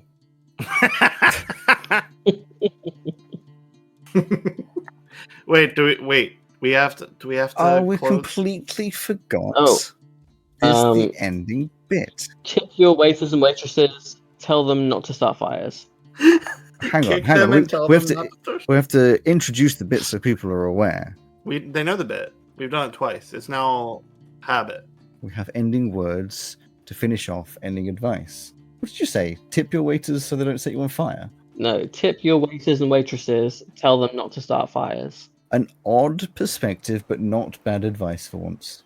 It's a good tip for most people. Yeah, I feel like they'd question why you're telling them that, but Well, so say that's a good tip. Tip your waiters and waitresses if they deserve it. In the US, it's very different. I understand that, but in the UK, because people get supposedly living wages, I'm usually very partial for tipping, but sometimes people are actively like. yeah, I'm more so Against tip them giving it unless service. they have directly shown you that they Yeah. don't deserve it. Yeah, tipping is neutral. Tipping is like the baseline. 100% agree. Yeah, Can't qualm with that advice. and nobody should be starting fires, so that's just like always good. There are situational times you can start like a campfire. Barbecues. Yeah. Controlled burns. Right, and with that, Okay. Bye-bye. Bye. farewell. I hope you enjoyed this episode of Magic Myths and Mayhem. Thank you to Dark Fantasy Studio and Nicolas Judy and Ovani for the use of their music in this episode. And a big thanks to you for listening. If you want to hear more behind the scenes content, alongside extra art and lore, please consider joining our Patreon by searching Magic Myths and Mayhem on patreon.com, or watch our extra content and games on twitch.com. For now, thank you for being here, and we look forward to seeing you next time. I'll see you then.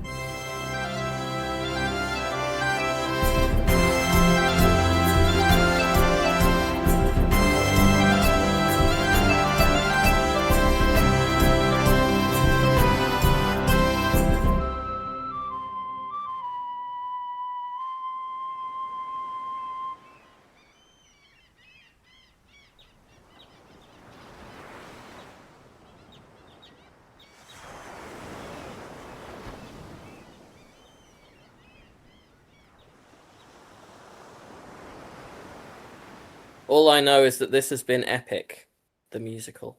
Well, it's been epic for sure. This hasn't been the musical. Our musical episode is still in development.